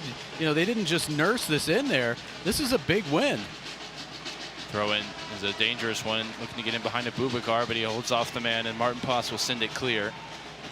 We've been waiting weeks to get this off the back of the team, get that home win. Their last one in all competitions was in May in the Open Cup, but their last one in MLS was March 28th. Sarver closed down to Orozco. Orozco this time with some sweet feet to get past him. Now it's Hartle in between the lines, closed down by Uragide, who's gone chasing here and blocks a shot from Leuven with a big sliding tackle. Another guy that brings so much to this team in terms of energy and personality. And the thing is, Dallas has had enough of the ball since he's come in. He hasn't had a whole lot to do, which is good. Well, usually with a defender, you say if you don't notice him out there, it's a good thing. With Osazi and the way that he plays the game, you almost always do notice him out there. Here's Jande Silva between the lines, out to the near side here for Reed. 1v1 with Shaq Moore into the 18. He goes, sets it back now for Silva. Sliding tackle, won by Ramiro. Off the right foot of Orozco, over the head of everybody, and behind for a goal kick. Martin Poss feels that clean sheet moments away. 3 minutes to go. I was just about to say, Martin Poss wants this clean sheet. Haven't had many of them this year. This will be the third, and only his second. Yeah, the last one was the 0-0 game against Philadelphia, and Dallas played with 10 men. Yeah, this feels better than a 0-0 at home. Just a little bit. As we're nearing the 93rd minute, Martin Poss waved on by the referee here to get this thing back going.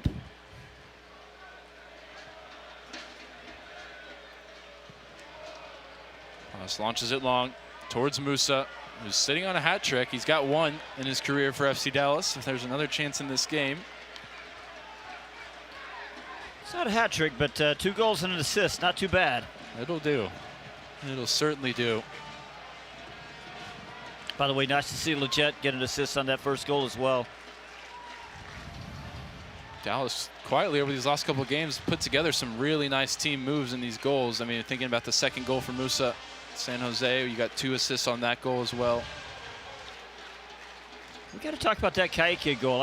I saw he might have done a little samba shuffle. He might have actually hit that with his right foot. I saw one angle that showed me he might have hit that with his right foot. Well, stay tuned to the postgame show. We'll find a replay for you. I thought it was off the left, but... Well, I did too at first, but I'm telling you, I saw one angle that... I've also seen him shoot with his left in training, and that brought even more surprise that it was off the left. Well, that's why we were all surprised that it fell a little bit behind him, and he did a quick little foot shuffle, and he might have hit it with his right foot. St. Louis probing the space in behind Abubakar, and he'll concede a corner kick as we've got 1 minute to go. One last set piece for Dallas to defend.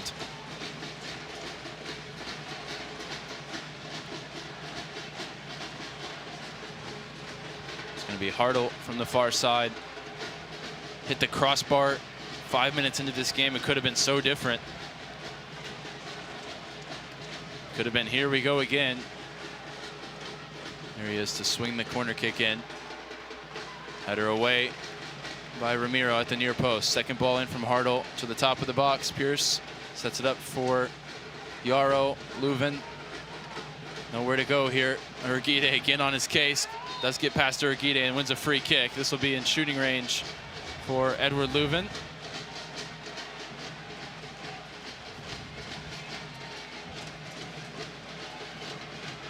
The referee holding up both hands on his yellow whistle. I thought Urquide had picked up a yellow card, which he needs to avoid because he's one game away from getting one wiped off of his slate, but he's 2 yellow cards away from being suspended. Musa came into this one 1 away, and so far he's escaped a booking as well. Yeah, Ramiro also a couple of yellow cards away. So this will be the last set piece of the evening. Edward Leuven looking for a consolation goal, maybe a personal moment. Martin Poss looking for a clean sheet. A very tall 4-player Dallas wall with one laying beneath it. Leuven standing over the free kick.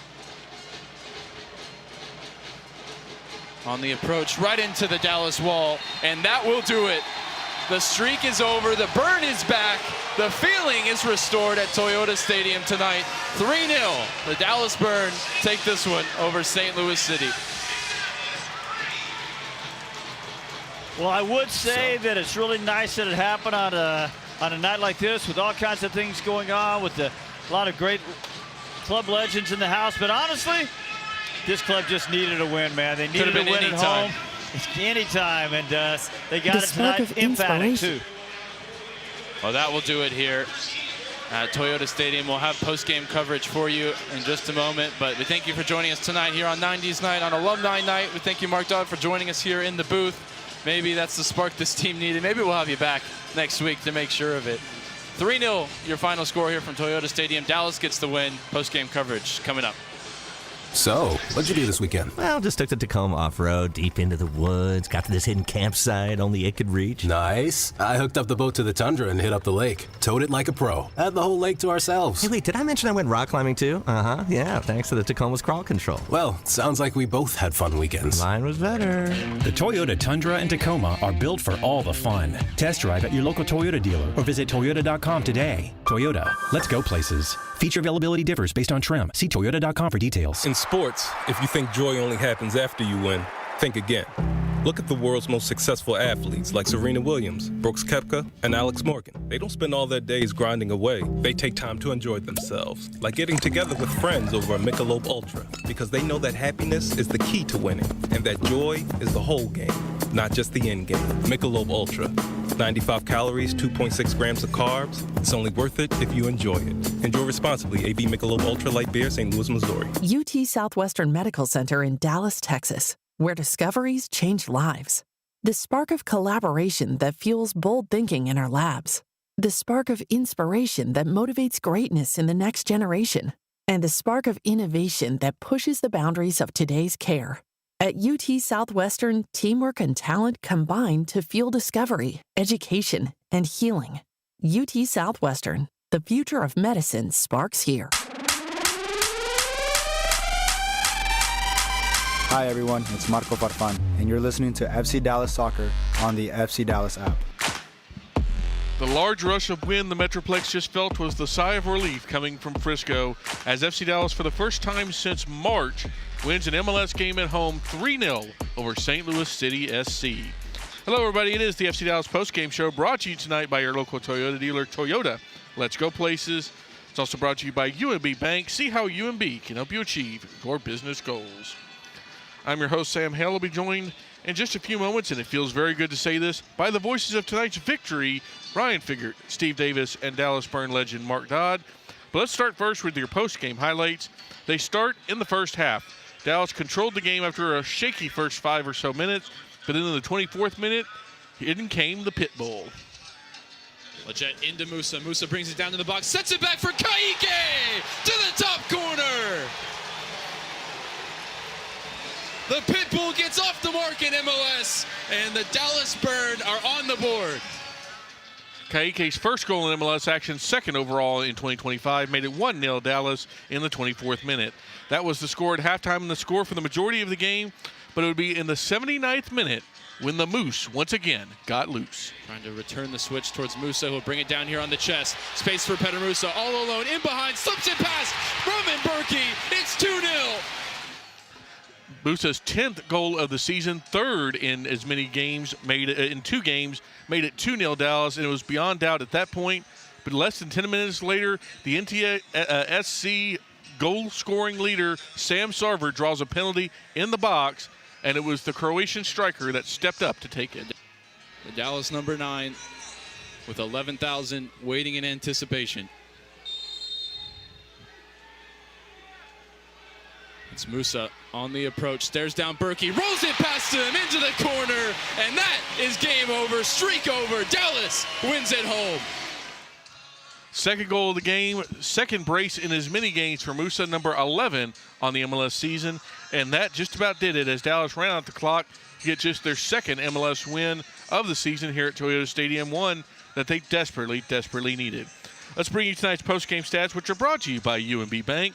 St. Louis had the possession battle, won 62-38, 15 shots for each team, but the big difference here, 10 shots on goal for FC Dallas, just 2 shots on goal for St. Louis. 4 corners for the visitors, just 2 for FCD. St. Louis was offside 3 times, all 3 times in the first half. You had 2 saves for Martin Paz, 7 saves for Roman Berkey. You had 10 fouls for FCD, 12 for the visitors, and yet despite that, 2 yellow cards, both going to FC Dallas. Let's bring in our commentary team for tonight's victory. It's Ryan Figert, it's Steve Davis, and it's Mark Dodd. And Steve, I want to start with something we talked about on a post-game show on the last homestand. We talked about, specifically after the Minnesota game, was that the catastrophic moment for FC Dallas? They had struggled. Well, we come back for this homestand, and the vibes couldn't be more different. This feels like a moment, especially after the San Jose game, like a little bit of rebirth for FCD. Yeah, I'm glad you mentioned the San Jose game because I think you looked at the games in tandem. And look, 2 games in 4 days with a cross-country flight, and I think you say 4. You got the 4 points. You got 2. You got a point on the road in a really good effort at San Jose. Come here, you win emphatically. You got 4 points, and it does really feel like those 2 games together. A turning point also because of this thing we keep talking about, that for 2 games now, this is the game model that Eric Quill has always wanted. Before, he had to change a little bit because they brought in this terrific creator, and I think the team sort of tried to build itself around that, which is okay, but it wasn't really the model that Eric Quill had in mind. So what they're doing now is that outlet ball goes to Petar Musa instead of to Acosta, and we don't know if it's going to keep going this way, depending on what happens with Acosta. But right now, the first outlet is going to Petar Musa. It gets them going quick. It's giving teams trouble. They had a great first half. We'll talk about it a little bit more, but big swings in this one. But it absolutely did feel like a corner's been turned here.